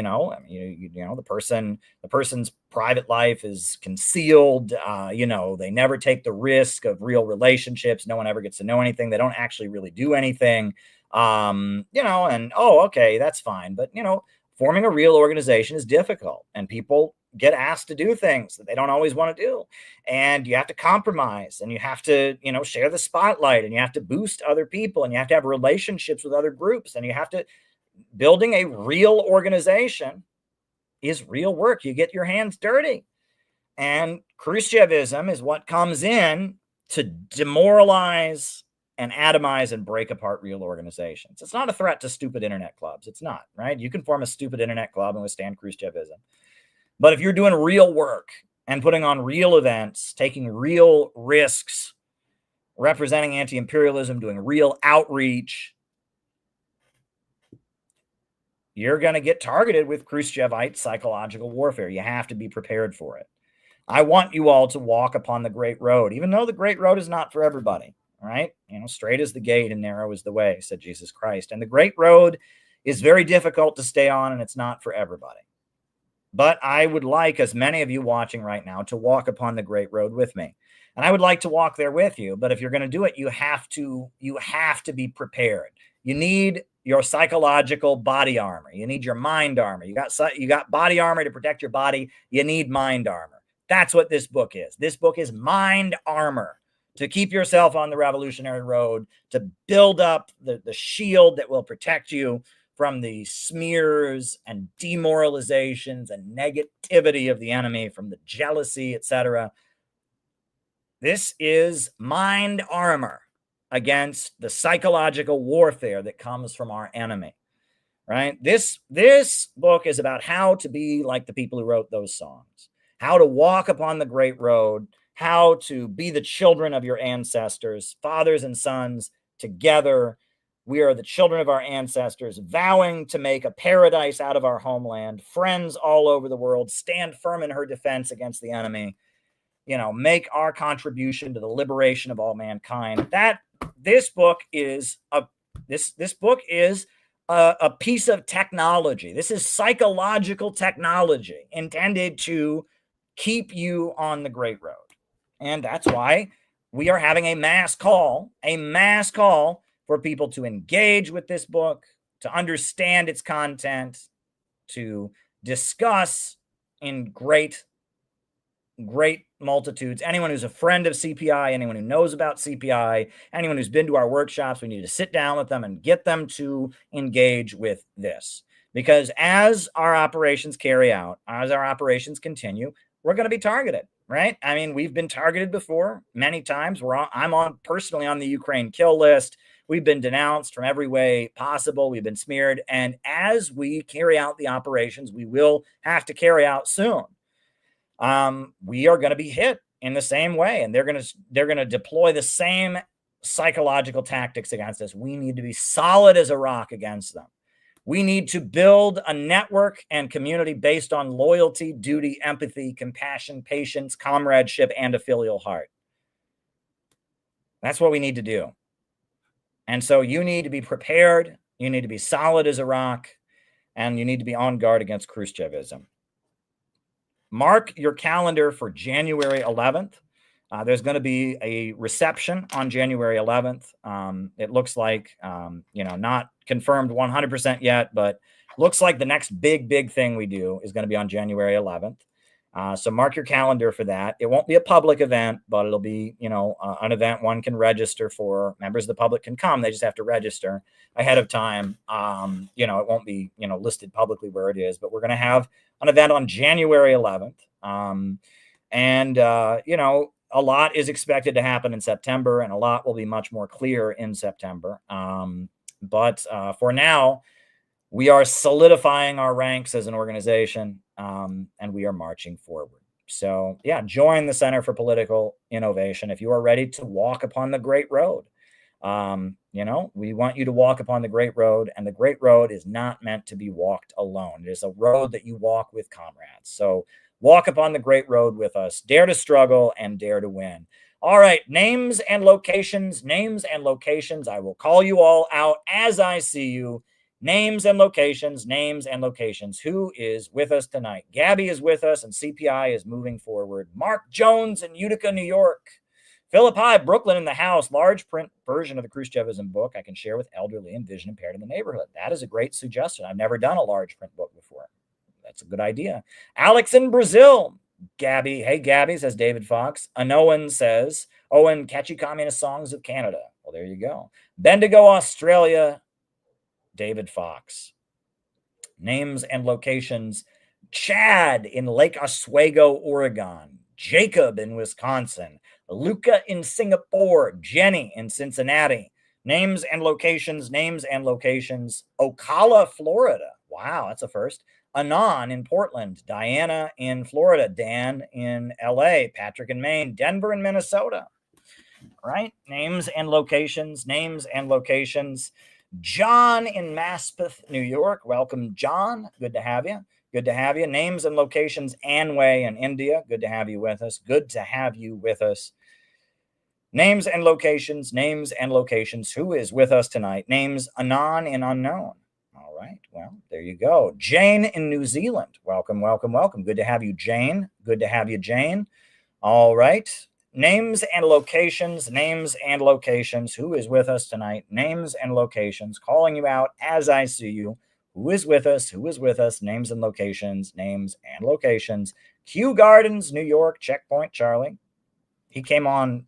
We did an open phone show recently. He came on. That was pretty cool. Got to meet Checkpoint Charlie. Names and locations. Anybody else? Names and locations. Anybody else? If not, it looks like we do have a number of Rumble rants. We have 4 Rumble rants that have come on, so I can answer those questions. If you do have any questions, you can send them as Rumble rants, or you can Cash App me, Caleb Maupin 22 on Cash App. All good. Reed from Quincy. All right. Welcome, Reed. Questions can be sent via Rumble rants on Rumble or to Caleb Maupin 22 on Cash App. So I guess I should start answering people's Rumble rant questions. Leo Messi says, why did the U.S. target Baathism so much in the 2000s?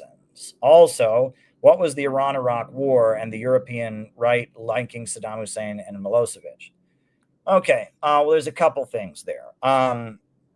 The USA didn't target Baathism in the 2000s. That was kind of the end of it, right? In the 2000s, the USA invaded Iraq, and Iraq was blown to bits with shock and awe, and that was the end of that. The USA, Iraq was quite a prosperous country in the Middle East in the 80s. In the 90s, they had the Gulf War, and the USA bombed the shit out of Iraq during the Gulf War. A little known fact about the Gulf War, and I used to work with Ramsey Clark, who was Saddam Hussein's lawyer, and he knew a lot about this stuff. And there's a great book, The Fire This Time, and I wish I had it within arm's reach. I could hold it up, but little known fact: the USA gave Iraq permission to invade Kuwait. This is a fact, right? That Saddam Hussein said, "I'm thinking about invading Kuwait." And the U.S. government basically told him to do it. There was a press conference where the U.S. government basically said, okay, go ahead. They did it. Then they whipped up a hysterical campaign, and they lied, and they claimed that Iraqi soldiers were taking babies out of incubators and throwing them on the floor, which they were not doing. They staged a hearing on Capitol Hill. I mean, it's so absurd. They staged the infamous Naria testimony. They had a woman who was a member of the Kuwaiti royal family testify that she saw these babies being thrown out of incubators. And it turns out she was completely lying. But they showed her on CNN over and over and over again, nonstop, to convince people that the USA, that the USA had to move in to rescue Kuwait from Saddam Hussein because of what was happening. They had a special congressional hearing where she wasn't under oath. She didn't even swear on under oath. They had a special hearing where she wasn't under oath because she was lying. She had never even been to Kuwait. She wasn't who she claimed to be. She was actually just a member of the Kuwaiti royal family who was living in the United States. And she was basically an actress. And she got up before the U.S. Congress. And she said, "Oh, they're taking the babies." And this was, and it was later revealed the whole thing was staged. The whole thing was fake news. It was completely fake news. They had a special congressional hearing where she didn't even have to take oath. Here, I'll show you the video. And they showed this nonstop. CNN was very new. Cable news was very new. And they had the Naria testimony. This is the infamous Naria testimony or Neira testimony. Here we go. Here we go. Mr. Chairman and members of the committee, my name is Neira, and I just came out of Kuwait. And her name was not Neira, and she did not come from Kuwait. She was living in the United States the entire time. And she was a member of the Kuwaiti royal family, and she never took an oath. They had a special congressional hearing where she was allowed to get up and lie.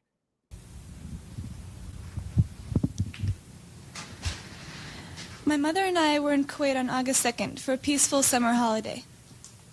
My older sister had a baby on July 29th, and we wanted to spend some time in Kuwait with her. I only pray that none of my 10th grade classmates had a summer vacation like I did. I may have wished sometime that I could be an adult, that I could grow up quickly.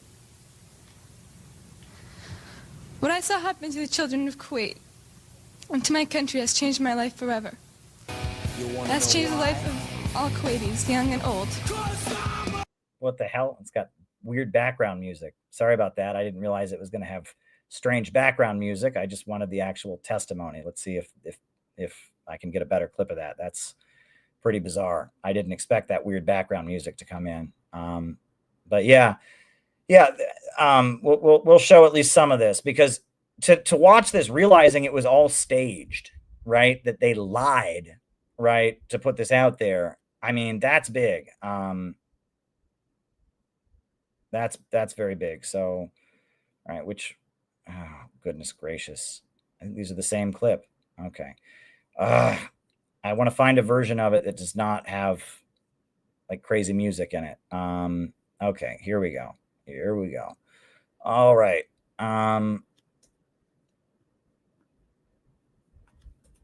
Okay. But yeah, the Naria testimony was given before Congress that was completely fake and completely made up. That Saddam Hussein was, anyway, you'll see. There we go. All right. Neira testimony. All right, here we go.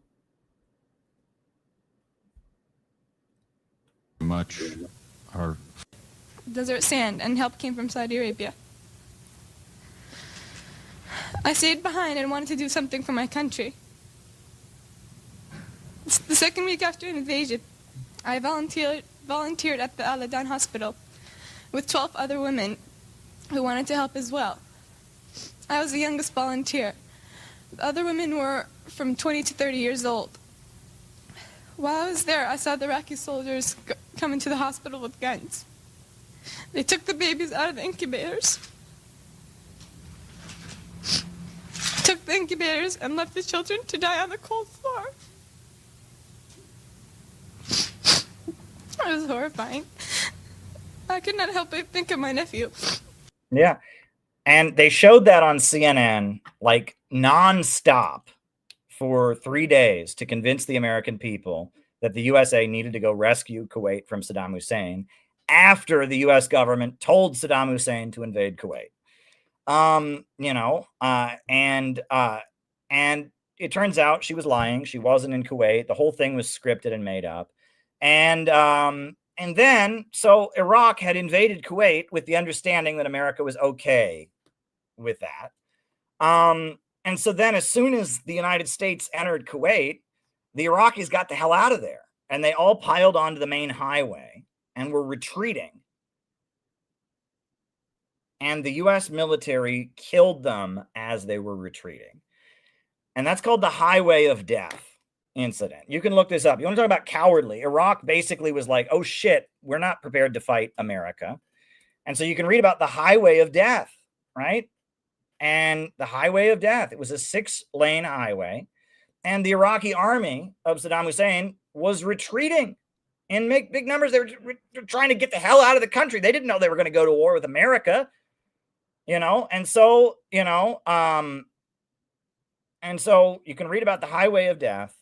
All these Iraqi soldiers were retreating, trying to get the hell out of Kuwait, and 2,000 vehicles and the U.S. military just, just unloaded and just slaughtered the whole Iraqi army as they were retreating. You want to talk about a cowardly war, right? I mean, the Gulf War was such a joke, and they responded to it. They did this whole big thing. I think George Herbert Walker Bush said, I've cured the Vietnam syndrome, right? I've cured Vietnam syndrome. And this whole support the troops, cured Vietnam syndrome, right? It was absolutely nuts.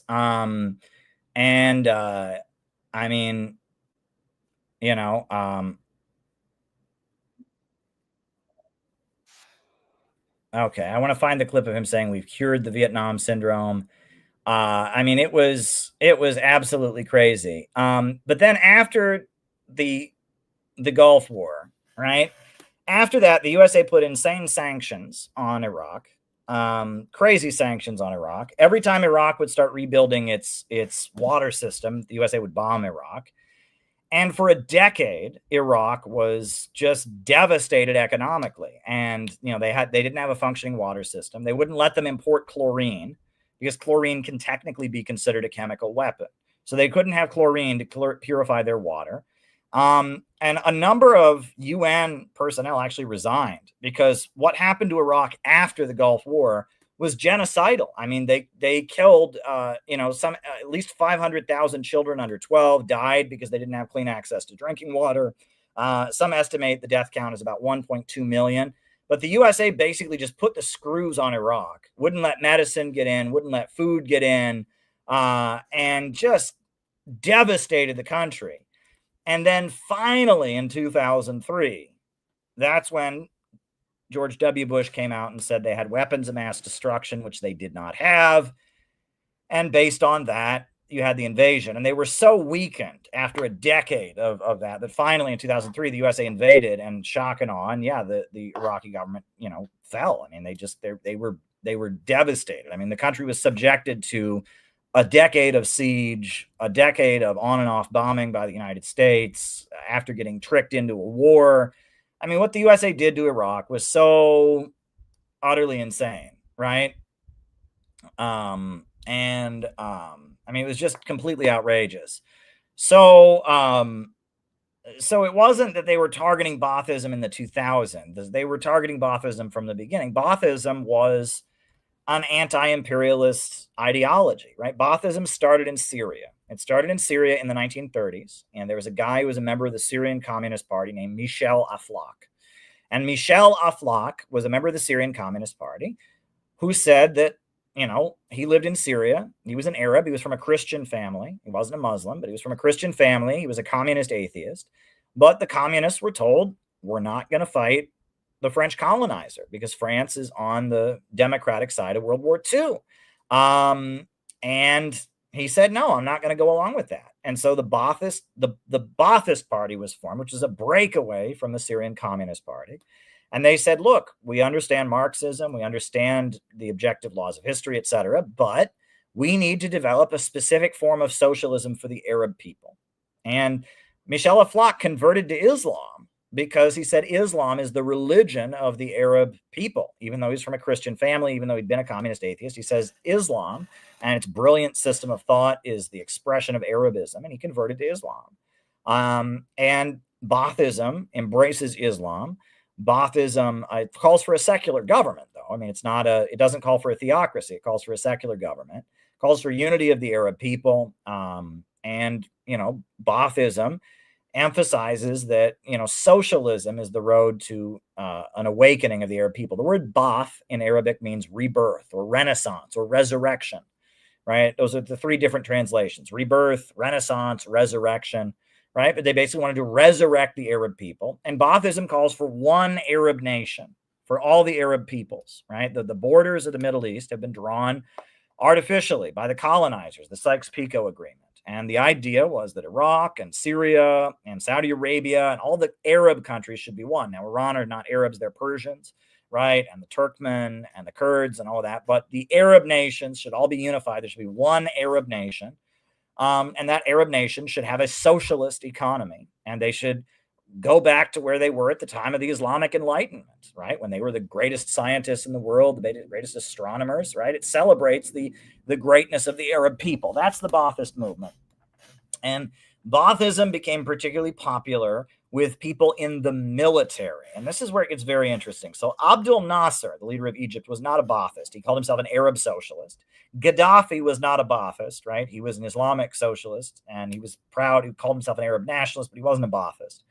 But there was, in many Middle Eastern countries, there were people in the military, they called them patriotic officers, who were inspired by Cuba. They were inspired by North Korea. They were inspired by Che Guevara and anti-colonial revolutions.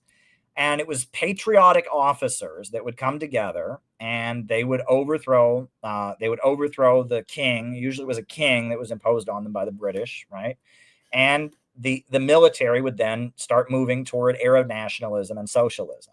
And that was the Baathist movement. And the USA was very opposed to Baathism because they tended to nationalize industries. The military tended to take over factories, and they tended to have great diplomatic and business relations with the Soviet Union, right? The Soviet Union became their trading partner.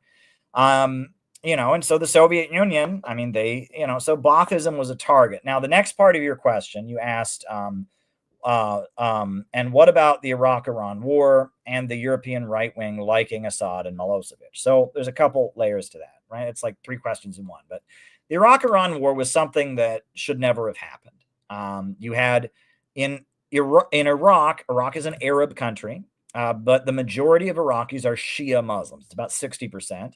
A minority are Sunni, and they had the Baathist Arab socialist government that was secular. And Sunnis and Shias, lived together, and it was, some people practice Shia Islam, some people practice Sunni Islam, but they had a secular government that was pursuing Arab socialism. They're all Arabs in Iraq, except for the Kurdish minority for the most part. And that was how they did things. But there are fanatical Shia Muslims, right? Shia is a faith that emphasizes martyrdom and sacrifice, and that most Shia in Iraq were moderate, but there were fanatical Shia pastors that wanted a religious government. Shias tend to believe that you should have a government that is based on the Islamic teaching.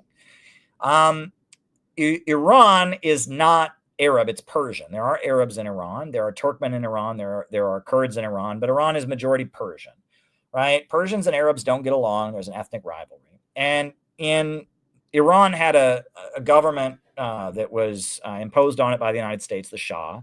And under the Shah, the Persians were like supremacists. They were like the rulers. The Persians believed that they were white, that they were the master race, etc. Right? And a lot of people were very poor. 1979, you had the Islamic Revolution of Iran, where the corrupt government of the Shah was overthrown. And there were a lot of different forces involved. But Khomeini, who was a Shia cleric, he became the person who ended up being the leader of the revolution, Imam Khomeini. And they stopped calling themselves Persia, and they became Iran. And the Islamic Revolution was for all races and all nationalities, right? It wasn't for Persians. It was for all the people of the country. That's why it was Islamic, right? It wasn't in the Iraqi Baathist government. It was for the Arab people. The Islamic Revolution of Iran was not for Persians, and it was for all the people. And that's a really important thing. The Islamic Constitution of Iran forbids racism. Racism is actually illegal in Iran. The reason they had an Islamic revolution is because it doesn't include people of any, it's not nationally specific. That's very important. So they had the Islamic Revolution of Iran, and, you know, they said we're neither capitalist or socialist, and they said we're practicing a Shia economy. We're critical of capitalism because capitalism violates the Shia Islamic teaching, but we're opposed to Marxism. Marxism is secular. Marxism is, you know, violent and bloodthirsty, and etc. And that Khomeini really emphasized they didn't believe in Marxism, and they also didn't believe in any attempt to combine Islam and Marxism. They didn't believe in that either, right? That they were very opposed to that, and they had the Islamic Revolution of Iran. Their slogan is neither East nor West, war of poverty against wealth, not capitalism, but Islam. You know, and that's the government that comes into power, is the Islamic Revolutionary Guard Corps, the Basij councils, and, you know, the supreme leader, Imam Khomeini. Right. Well, there's a lot of Shia in Iraq that are inspired by Khomeini, and they think that, you know, the Shia Islamic teaching argues that at the end times, the Mahdi, the last Imam, the 12th Imam, right? All Muslims believe that there's someone who will come at the end times. It's the Mahdi, right? It's the sign that the end times have come, and that's the Mahdi.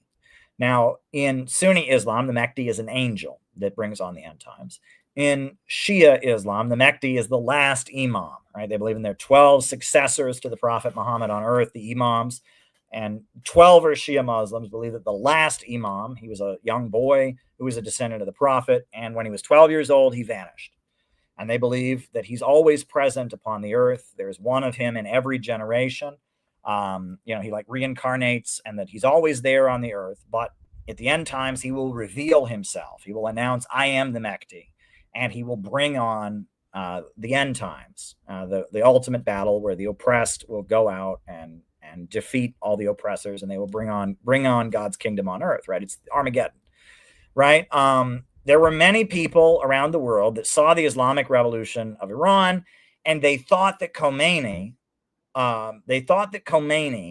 might be the Mahdi, you know, and that he called himself Imam Khomeini, right? And so many people thought maybe Khomeini was the Mahdi, was, you know, maybe this was the end times. And so there were a lot of Shia in Iraq, more radical Shia, not the majority. Most Shia in Iraq, you know, were moderate, but some of the more radical Shia were inspired by Khomeini. And Saddam Hussein feared that there would be some kind of Islamist uprising against the secular Arab nationalist Ba'ath government. And so Khomeini and Iran is anti-imperialist, right? They call America the Great Satan, Shaitani Bezorg. Saddam Hussein is also anti-imperialist on the basis of Arab nationalism and socialism. But these two countries go to war with each other. At the beginning of the war, Iraq was supported by the United States because the USA viewed the Iranian Revolution that had taken the hostages as the greatest threat. The Soviet Union, it's very interesting. The Soviet Union was the main sales person of weapons to Iraq. And Saddam Hussein was very close to Brezhnev and was very close to the Soviet Union. However, the Soviet Union didn't want the Iraq-Iran war to happen because the Soviet Union viewed Iran as a potential ally, as a new anti-imperialist country in the Middle East. And they also viewed Iraq as an ally. And the Soviet Union worked very, very, very hard. They didn't want the Iran war to happen. They could tell that it was bad. And halfway through the Iraq-Iran war, Iran, you know, ended up getting supported by the United States, and the USA turned against Iraq. About halfway through, the USA switched sides. And you can read about the Iran hostage crisis, Iran-Contra. It's all very, very crazy. But, you know, the USA, Iran pivoted in kind of a pro-Western direction in the mid-'80s, 1988. They executed a number of communist political prisoners, and they started getting supported by the United States against Iraq. And, you know, and at that point, Iraq became the main target. But the war was to weaken both. It was to weaken both sides. The USA wanted to destroy both Iraq and Iran. That was the goal, and it was effective, and over 1 million people died. Chemical weapons were used, and it was an awful, awful conflict that should never have happened. And while it was happening, they didn't talk about it in American mainstream media. It was like it didn't exist. You know, people were dying around the clock, villages were being seized, and all of that, and they didn't talk about it. It was this ugly war that was happening in the Middle East, and they didn't talk about it. And the USA was on both sides and was manipulating both sides against each other for geopolitical strength. That was Brzezinski's strategy, was have the USA look like it's retreating while we manipulate different anti-imperialist forces against each other, spread confusion in the anti-imperialist camp. We can't have it be a light switch. You're either with the communists or with Western imperialism. No, we need to make it murky and confusing so Western imperialism wins by default. Right? That's the strategy. That's the counterinsurgency strategy that works.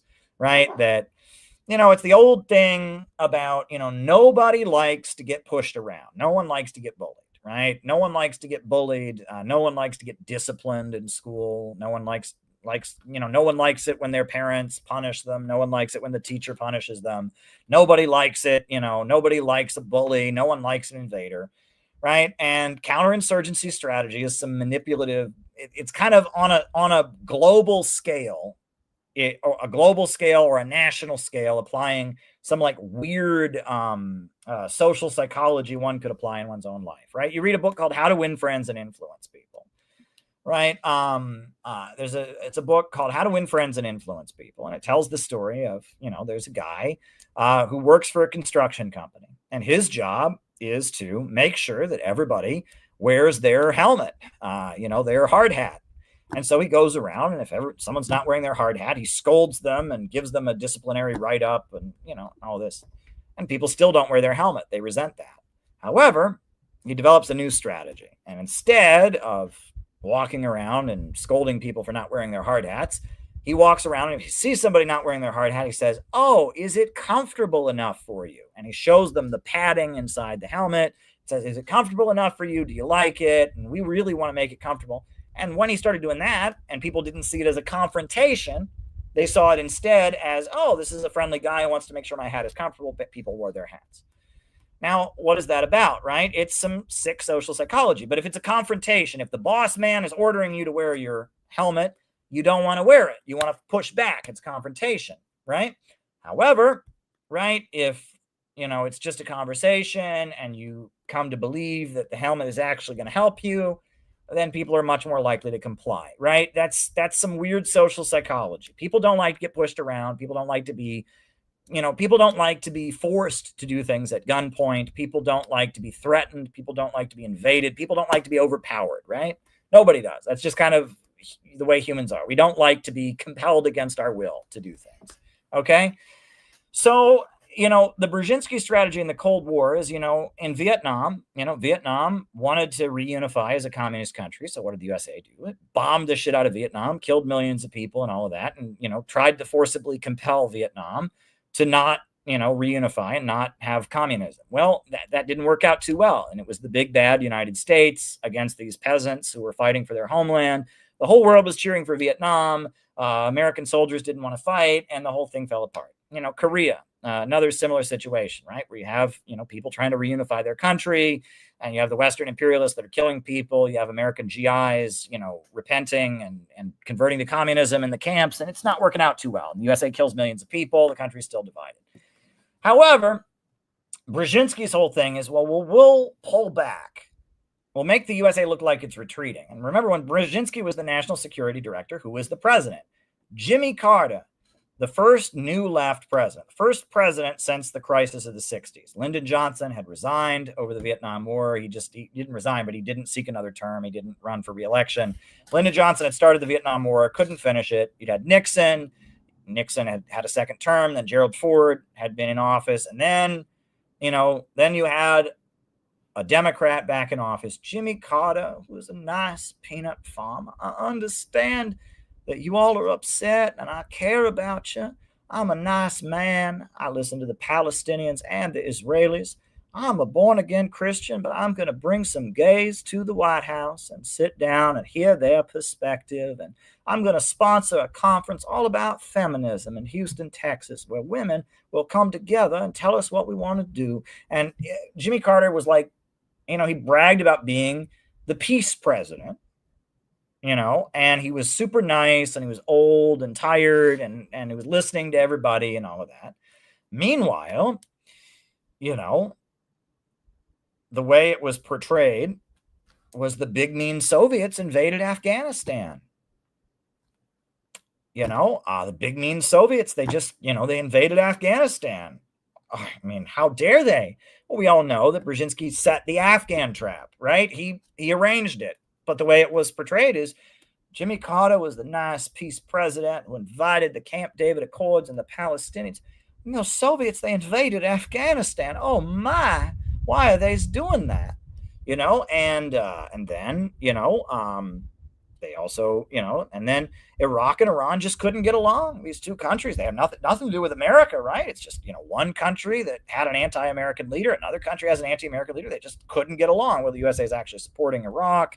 And then halfway through, the USA starts supporting Iran. But it looks like, these two countries just can't get along with each other. And, the communist parties in Italy and France and Spain, they denounced the Soviet Union. And they, denounce the Soviet Union and they become Euro-communists. Well, that has nothing to do with America, right? It's just, wow. I mean, like the Soviets, their own allies just don't get along with them. That doesn't make sense. And, and then what else happens? The USA retreated, pulled out of Vietnam, but then, then Pol Pot of Cambodia attacks Vietnam and Vietnam invades Cambodia. And then China gets involved. And that has nothing to do with America, right? It's just those, we pulled out of it. We got nothing to do with Vietnam, but those communists are just fighting each other. The Cambodian communists and the Vietnamese communists are killing each other, and the Chinese communists and the Russian communists, they got nothing to do with America. We're just sitting back and I'm a nice peanut farmer. I'm retreating. It's got nothing to do with us, right? Well, we know that it did have something to do with us, but it was about the image, right? The USA was just retreating, and various anti-imperialists were getting covertly supported. The USA was covertly backing various people within the anti-imperialist camp. This is very important to what's going on, how they're manipulating dissident circles in our time. But they would nudge, right? And so, why did the Euro-communists cut their ties with the Soviet Union? Why? Well, they were getting grants from the Ford Foundation and from the CIA, and Pete Buttigieg's father was paid to translate the writings of Antonio Gramsci, and there was all kinds of CIA money going to fund college professors and leftist activists in Europe and nudge them away from being pro-Soviet. Why was it that Iraq Iraq and Iran were fighting each other? Well, the USA pushed Iraq to attack Iran and supported them and gave them weapons to do it. Why was it that Pol Pot attacked Vietnam? Why? Because he was being backed by the United States, and the whole thing. The USA was looking like Mr. Nice Guy, just standing back. We're not compelling anybody to do anything, but they were actually manipulating, right? And this is counterinsurgency. It's much more effective, right? If again, they're being the nice boss who just says, "Is that helmet, cooperative?" I mean, it's a nasty strategy, and then all kinds of anti-imperialists were duped and manipulated against each other. This is how you wage a successful counterinsurgency. You read Frank Kitson, you read Brzezinski, his own writings. I mean, this is the game that they play, right? If it looks like a straight up confrontation between anti-imperialism and imperialism, the anti-imperialists are eventually going to win. But if it looks like the USA is just retreating, hey, you guys can do whatever you want. Meanwhile, they're causing all kinds of contradiction and confusion. Then as the confusion ensues, the USA just kind of wins by default. And that's what they did in Northern Ireland. In Northern Ireland, that's how they defeated the IRA. The British military received more casualties than it inflicted. Technically, there were more British soldiers killed by the IRA than there were IRA fighters directly killed by the British soldiers. Now, there's a big but, and that's that the British government funded Ulster separatists, right, and Protestant fanatics to go kill IRA fighters. The British government also funded drug dealers to fight the IRA, and the IRA would then have to align with the rival drug dealers. The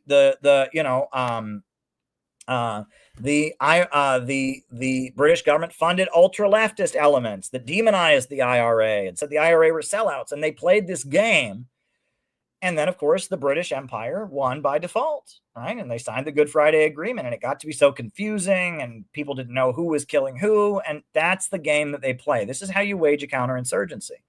And that's what they're trying to do right now, largely in America, to anti-imperialists. They don't want to look like they're suppressing us, right? When they went after Uhuru, a lot of people spoke up for Uhuru who never had heard of Uhuru, right? Garland Nixon said, I've never heard of Uhuru, but I support him. Tucker Carlson supported them. When they brought the hammer down and targeted an anti-imperialist group, a lot of people gave them support.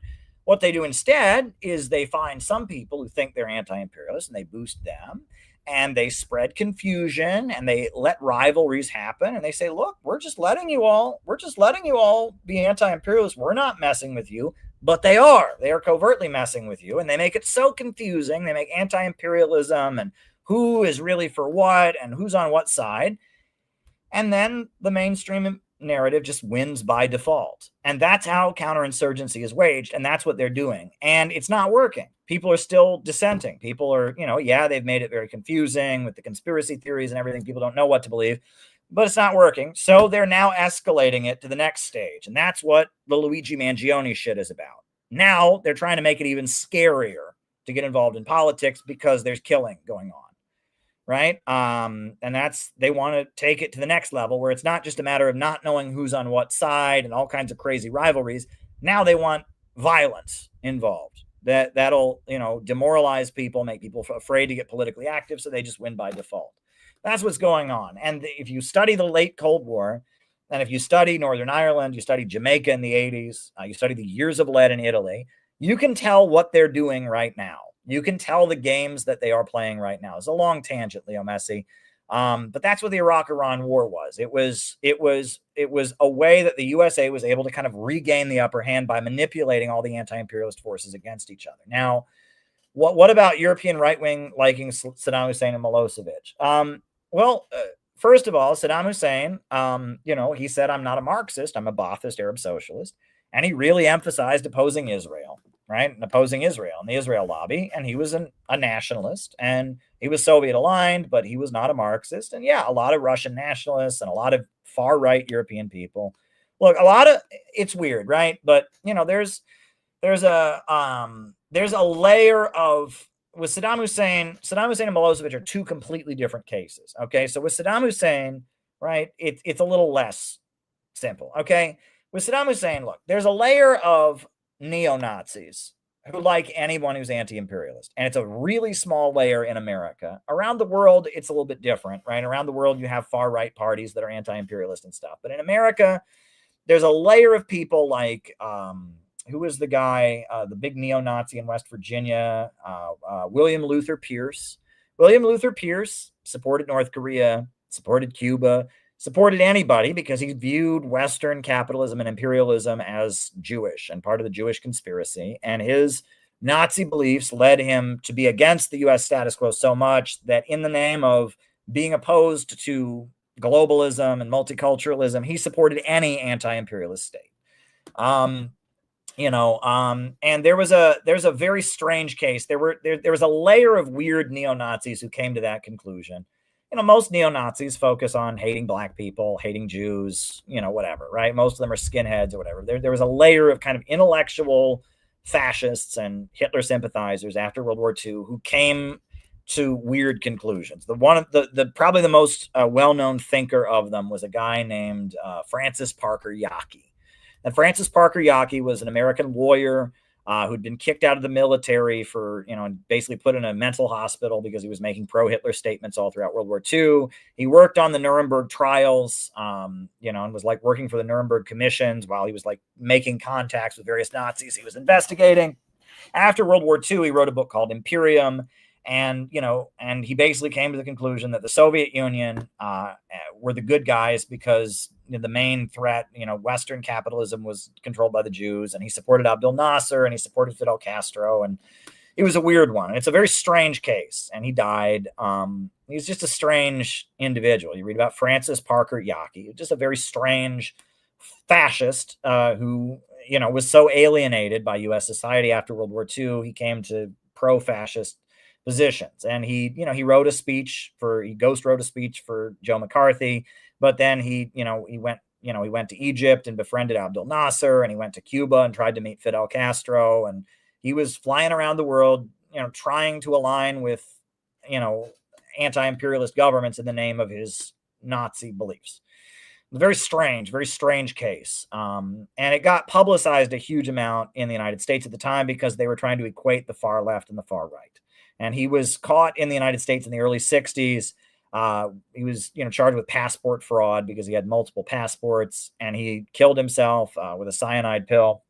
And the U.S. press went crazy about it because they were trying to feed this narrative that Nazis and communists are the same thing. And here's this weird guy, Francis Parker Yockey, who was a Nazi who was aligning with the communists and had a bunch of different passports, and who knows what was going on. It was some kind of intelligence thing that was going on. Who knows who he was really working for, and it's very shady, right? So there's a layer of neo-Nazis who like anyone who's anti-imperialist. And it doesn't really make sense, right? But it's because they're alienated from the West, okay?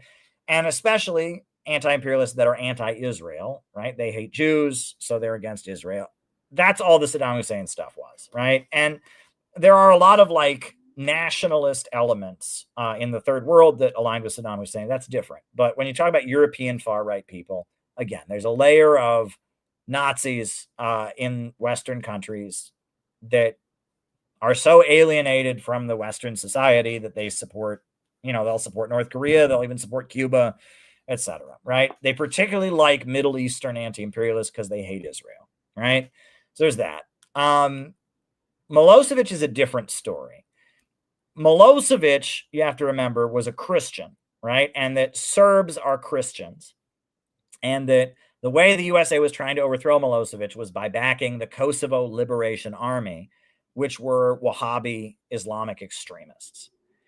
So there's a lot of Orthodox Christians who really don't like Muslims and consider Muslims to be terrorists, consider Muslim, and there's a whole history of Muslims and Orthodox Christians and Christians in general, but Orthodox Christians in particular, but not necessarily. I mean, there's plenty of anti-Muslim extremism here in America, and we're all Catholics and Protestants. I mean, but for whatever reason, in the Balkans and in, former Yugoslavia, there is a big tension between Christians and Muslims, right? And Serbs tend to be Orthodox Christians. And the Kosovo Liberation Army, the Albanians, the ethnic Albanians who fled from, Albania into the Kosovo region of Serbia and were trying to break Kosovo away from Serbia, they were Muslims. So a lot of European nationalists who don't like Muslims were concerned about immigration to Europe from Muslim countries, felt that Islam was not consistent with European. They didn't like North Africans. They don't like Middle Easterners. They don't like Muslims in general. A lot of them supported Milosevic because he was fighting a group of Muslims, right? And it was a group of Muslim immigrants, right? I mean, that was what happened. Is Albania was a communist government. It collapsed. And a lot of Muslims from Albania went over the border into Serbia, which was still a socialist country led by Milosevic. And they were trying to get jobs and stuff. And eventually they formed an insurgency against the Serbian government. So it's a group of Muslim immigrants that have taken up arms against a Christian government. You can understand why a lot of European nationalists would support that. And I mean, even up to today, there are a lot of Republicans and a lot of, especially if you talk anybody of Serbian ancestry, I've learned. Serbs are very, even Serbs that are very anti-communist and all of that. You start talking to them about the bombing of Yugoslavia, the bombing, Clinton's bombing, and they get very fired up. And I remember in Cleveland, there were a lot of Serbs who, were Republicans, conservatives, whatever. But you started talking to them about, the bombing of Yugoslavia. They were for Milosevic. They were against the USA bombing them. Unfortunately, in a lot of cases, it came with a lot of, and Muslims are evil. And they would, and in some cases, they even supported, a lot of them were genuinely fully anti-imperialist, but some of them would even support U.S. operations against Muslim countries. They just, it's an ethnic thing. One thing I remember, which is wild, when in Cleveland in particular, there's a lot of people from Eastern Europe, a lot of Hungarians, a lot of Ukrainians, etc. And a story that I heard that I thought was hilarious was that there was a guy who was at a hardware store I heard this story and it really made me laugh, but I believe it based on some of the conversations I had. There's a guy in a hardware store in Cleveland. He was talking to his friend about how they should have national health care. And he was just saying, yeah, we ought to have free health care, you know, and he was explaining how national health care would work. And the guy behind the counter, you know, who owned the store, you know, was somebody from somewhere else in Eastern Europe. I don't know where. And he heard that and he shouted, "That's a bunch of Serbian propaganda." Serbian propaganda, not communist propaganda, not socialist propaganda, not leftist propaganda. That's a bunch of Serbian propaganda, because among the ethnic groups from former Yugoslavia who don't like Serbs, they believe that communism and Serbians and Serbianism are the same, right? And Serbia was the last part of Yugoslavia that was not communist, right? Or didn't have a counter revolution. Milosevic was the leader of Serbia, and it was still a Marxist government. And the USA fomented a lot of anti-communism, and a lot of the people from the former Yugoslavia who come to America are very anti-communist, but there's like an ethnic component. They think communism is Serbian. Communism benefits the Serbs, but it's bad for my ethnic group. Yes, and even today, Serbia, there's a huge amount of support for Russia in Serbia. It's very interesting. It's very, very interesting how these things play out. It's very, very interesting. You got any more of that Serbian propaganda? Exactly. But it's very interesting how all these things play out. So that was a long answer to that was 3 questions in one. But the Iraq-Iran war, the USA opposing Baathism, it's an anti-imperialist movement. They're going to oppose it. Iraq-Iran war was awful. Far-right support for Saddam Hussein, that's just far-right alienation from the status quo. They liked him. He's anti-Israel. They haven't. A lot of far-right people there's a layer, I should say, of very fringe far-right people they support anybody because they're against the Western system, which they identify with multiculturalism, etc., globalism. And then the Milosevic thing, that's about Christians versus Muslims and immigration and stuff you can understand that conservatives in Europe that are concerned about Muslim migration into their countries would support a Christian country that's fighting an insurgency of Muslim immigrants. And it happens to be backed by the West, but you can understand that one. That one makes perfect sense. All right, moving on. That was a long answer, but these are good questions. They get me talking. South Korea is removing the propaganda speakers on the border of North Korea. What's going on? Well, here's what's going on. I'll tell you what's going on. I pay attention to the Korean Peninsula stuff pretty closely. All right, so here's the thing, right? So under Trump, the USA and North Korea seemed to be getting along together, but the deep state wasn't having it, and John Bolton and the CIA wrecked it. And Trump wanted to resume negotiations with North Korea. It's not happening. Trump, when he came in, he sent a letter to North Korea, said, let's start talks. And North Korea said, no, not going to happen. Why? North Korea and Russia are closer than ever before. And so unless the USA and Russia starts getting along, it seems pretty clear where I'm at. I'm not hearing any rain or thunderstorms. There was a little bit of rain earlier.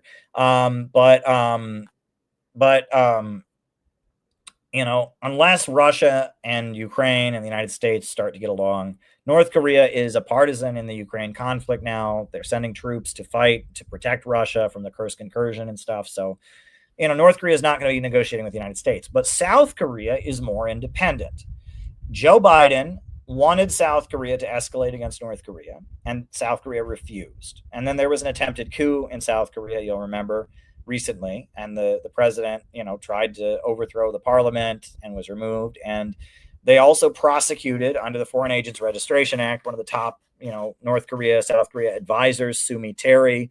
Biden went after her. And South Korea is becoming more independent of the United States, right? South Korea is just saying we're doing our own thing. So South Korea has said we don't need America's permission to reconcile with North Korea. South Korea would like to negotiate with North Korea. They just don't need America to be involved. And that's a pretty bold statement.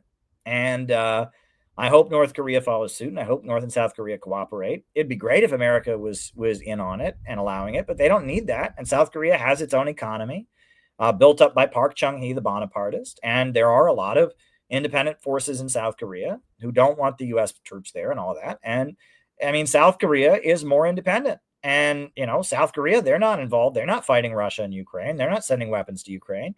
So North Korea could, in theory, negotiate with South Korea. without negotiating with the United States. So that's what's going on there. Also, again, the attempted coup in South Korea was a really big deal. And that attempted coup, I mean, there's prosecutions going on, and they're trying to say it was a mental health episode on the part of the former president. I don't buy that. Look, it wasn't a mental health episode. He must have, to some degree or other, believed he could get away with that. He tried to overthrow the government. He said there are pro-North people that have infiltrated the government. That meant there were people in the South Korean government who want peace with North Korea. And he didn't. And honestly, I think Biden must have at least somehow given some kind of wink, wink, nudge, nudge to that attempted coup in South Korea. There's no way that could have happened. No one's that stupid. All right. No one's going to try and violently overthrow the government and have the military overthrow the government, declare martial law, without thinking they can win. I think Biden approved it. That's what I think. I think perhaps Biden or his allies knew it wouldn't work, but they thought, hey, let's give it a try. I think that Biden and the Biden White House, gave approval for that attempted coup, because I don't think anyone would have done it, and it didn't work, and it was defeated. The coup attempt was defeated, and now South Korea, they're going to punish, they're punishing people for their involvement in it, and it's getting interesting. I will say I don't agree. There's certainly heavy suppression of, there's been a raid on some religious groups in South Korea recently. I don't support that. And, and especially one of the groups that got raided by the South Korean police is one of the groups that's been one of the main groups in working for reconciliation with the North. So, there's been some weird political, they raided a couple churches, got raided by the police in South Korea. And there's some weird stuff going on in South Korean politics, but the defeat of the coup and the martial law was a good thing. That was good. And South Korea can start to negotiate with North Korea. They can start to negotiate with North Korea. And they don't need the United States to do it. That's what's going on there. There you go. On the political arena, Democrats are completely irrelevant. Republicans are imploding while the left is struggling for anything at the barrel's bottom. Nothing is organized. I'll buy that book. Yeah. Okay. Well, I hope you like the book, but I don't necessarily agree with everything you said. Look, in America, we got to realize that the D and the R don't really mean that much, right? We, in a one-party state, there are clearly disagreements. There are factions, but everyone's technically in the same party. America is a two-party state in the same way that a one-party state is. The way American politics is set up, everyone has a D or an R next to their name. But there's a wide spectrum of views within the Democrat Party and within the Republican Party. MAGA is in a weird spot where Trump seems to not be doing what they want, and there might be a new party that carries out and is more true to the goals of the MAGA movement, but then Trump might zigzag, and I don't know what's going on. And then there's a layer of Republicans that are like neocons that don't agree with a lot of the hardcore MAGA stuff. The Democrat Party is in a weird spot where the bulk of the party is Bernie Sanders-ish, but the leaders of the party are Hillary Clinton-ish. But yet the Bernie Sanders-ish people are being pulled more and more closer to being Hillary Clinton-ish. I mean, Marjorie Taylor Greene is more anti-Israel than AOC is, right? AOC won't call it a genocide, what's happening in Gaza. Marjorie Taylor Greene will. AOC voted for Israel's Iron Dome. Marjorie Taylor Greene voted against it. I mean, Marjorie Taylor Greene is more anti-imperialist than AOC and Bernie and, the bulk of the Democrat and anybody in the Democratic Party. So it's a weird thing where, like, the Democratic Party itself is becoming more and more, more and more Hillary Clinton-ish, even though the rank and file would like, at least, in terms of domestic policy, something more like what Bernie Sanders offers. Meanwhile, the Republican Party is very confused about what it wants. And Trump won at the polls by talking like MAGA, but he's not governing like MAGA. And part of MAGA is just a cult of personality, if you want to call it that, to use a Khrushchevist term around Trump. It's just Trump can do no wrong. But then there's another part of MAGA that is America first, that is anti-war, that is economic nationalist, populist. So we're in a very confusing time. Both parties are completely confused, and they don't know what they're doing. But the main thing is we need real organizations and networks, right? I guess I'll just repeat what I said earlier, right? And this is the formulation. one of my latest formulations, right? If we're going to make a difference and if things are going to get better in America, we need to build a network and community based on loyalty, duty, empathy, compassion, patience, comradeship, and a filial heart. We need to build a network and community based on loyalty, duty, empathy, compassion, patience, comradeship, and a filial heart. We need to build a network and community based on loyalty, duty, empathy, compassion, patience, comradeship, and a filial heart. We need to do that.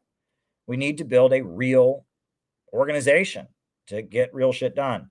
And that's what, the Khrushchevism book is all about, the difficulties and the challenges of doing that. So I hope that you all get involved in our effort to popularize it. News says there was an earthquake in New York. I didn't feel that. There was an earthquake when I first moved to New York. There was an earthquake when I first moved to New York City, but I didn't feel any earthquake. I did not feel any earthquake. It was raining outside a little bit, but then it stopped. I mean, it's cold, cool air like blowing through my window. I have the window open next to me here. But yeah, I don't see it.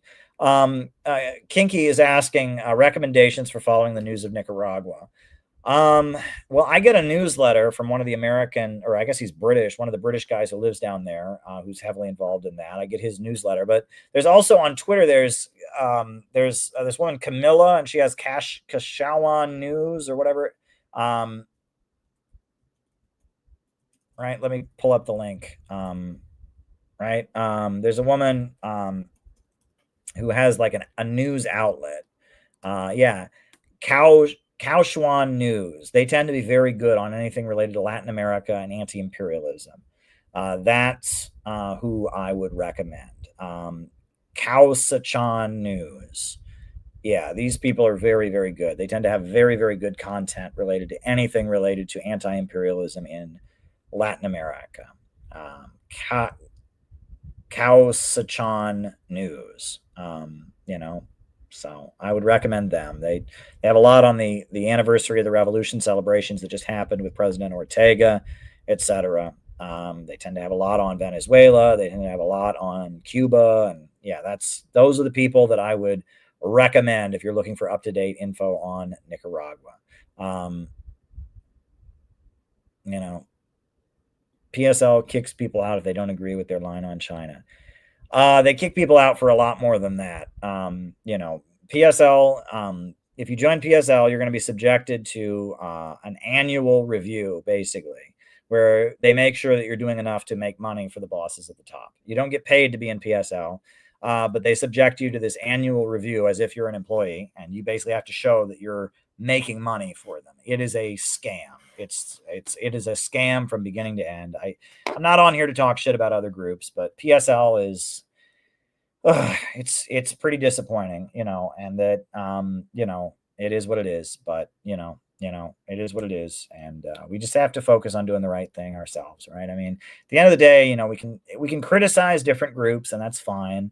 And to some degree or other, it can be helpful to criticize other groups because it helps you understand what you believe, right? That's the whole tradition of the polemic.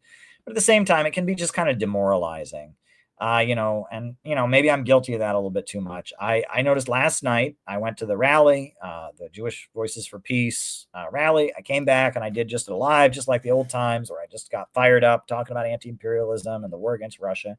It was great. I mean, right now, because CPI, we're a small organization and we are so different in what we believe, we have to talk about how we're different because we have to justify our existence. Look, this is one thing, Harpal Brar, the late Harpal Brar. I loved him. And there's a debate he had with a leader of the British Communist Party, which I think they took off the internet. I don't know why, but it was hilarious. And, in the debate, he was with the Communist Party of Great Britain, Marxist-Leninist. And there was a guy from the British Communist Party. And Harpal Brar was criticizing, said the Communist Party never runs any candidates, right? And the guy from the Communist Party said, well, that's because nobody votes communist. Nobody votes for the communist candidates. So we have to just vote for the Labour Party because nobody votes for the communists. I got back to Harpal and he said, of course nobody votes communist because the Communist Party tells them not to. He says, imagine that I had a flower shop and every time anybody walked in, I said, don't shop at my flower shop. Go across the street, buy from him. Of course, I would go out of business in a week. So that's not an argument. It was a very good point, right? And that if you sound just like everybody else, why should anybody, why should people give you the time of day? I mean, if you are offering a unique product, don't try to sound like everybody else. Try to emphasize why your product is unique. And I mean, CPI, we are offering a unique product. We are one of a kind. And, the material that we put out, the perspective in the Houthi book, our new book on Ibrahim Traore, Out of the Movement to the Masses, Innovationism, Government of Action to Fight for Working Families. No one is anywhere near us. There are people that have tried to copy us. There's, certain groups' platform. It sounds a lot like our platform, almost like cut and paste in some parts, but whatever. That just shows that's a compliment, really. Because what we're doing is so different, we're going to emphasize what makes us different. We're not going to try to sound like everybody else. That's one thing. It's something that, like, I don't know what you want to call them. People that are, I don't know what, conformists or whatever, they just don't get this, right? Innovation doesn't come from following the herd. Innovation comes from trying new things, doing things that people aren't doing, right? That's how you have success, is you innovate. You try new things. You don't do what everybody else is doing. You do new things. And there's a lot of people that are just can't wrap their minds around it. And they see somebody else doing something and getting a lot of attention for it. And they're like, oh, I'm going to do that and get attention for myself. Well, no, you're not, because they're already doing it, And if somebody else has a way bigger platform and way more resources, and you do exactly what they do, I mean, you're not going to be noticed, and you're not going to be successful because they're already doing it. Somebody with a bigger platform, more money, and all of that, right? If Walmart opens a store in your town and you have a hardware store, and every time someone walks in, you say, I'm just like Walmart. You can get exactly this at Walmart. And that's your approach. Oh, I'm just like Walmart. And Walmart is 10 times bigger and has a way bigger advertising budget, can afford to drop their prices a little bit. You're going to be out of business, right? If you are competing with Walmart, you need to have something that Walmart doesn't have, right? And that there's a lot of activist type people that just don't get that. They see, somebody does something and get attention for it. So they think, oh, I'm going to do exactly that to get attention. No, you're not. You're going to do exactly that, and no one's going to notice you because they're going to notice this other person who did it. Right. And that's something that I guess people just can't wrap their minds around, that if you're offering the same product that somebody with 10 times the advertising budget, 10 times the resources that you have, if you're offering the same product, people are going to buy it from the other one, and you're screwed. Right. If you don't have much, you have to emphasize how you're different. Right now, when you're bigger, right. It's a different story, but people don't get that. And so we're a small organization, but we are committed to a very, very unique perspective. We even call it innovationism. We don't even call it communism anymore, right? I mean, we have broken with communism as an aesthetic, communism as an atheistic dialectical philosophy. So, we have a very unique product, and we have to emphasize how we're different. And that's a good thing. And we will do that. We will try to be different so that people see why we're important and why we need to exist. That said, people that, and that's the thing, there are some people who didn't understand why we were different. Bye. Good luck. I mean, we are different. We are doing something unique. We bring with us an approach and understanding that other people don't have. And if you're just looking to be able to pat yourself on the head and call yourself a communist, we're not the right group for you, right? And we never have been that, but we especially aren't that now. We are becoming more and more focused on what makes us powerful, unique, and special. What gives us the unique spiritual power that we have, right? Go and read What is Innovationism? Go and read any of our new books. You'll understand we have something really, really, really special. And we are a very, very unique community. And again, if you're just looking to do the communism thing, I mean, go do it with PSL, go do it with CPUSA, go do it with, I don't know, the Spartacist League. I don't know, the RCP. I mean, there's plenty of people you can do the communism thing with, and they're not going anyplace, and they're not innovating. We're doing something very, very exciting, and we're trying to actually win. And in order to actually win, we can't have the training wheels. We're not cheating, right? Where, you know, if you just call yourself a communist group, there's a layer, you'll get 4 or 5 people will show up and be like, oh, you're communist, so am I.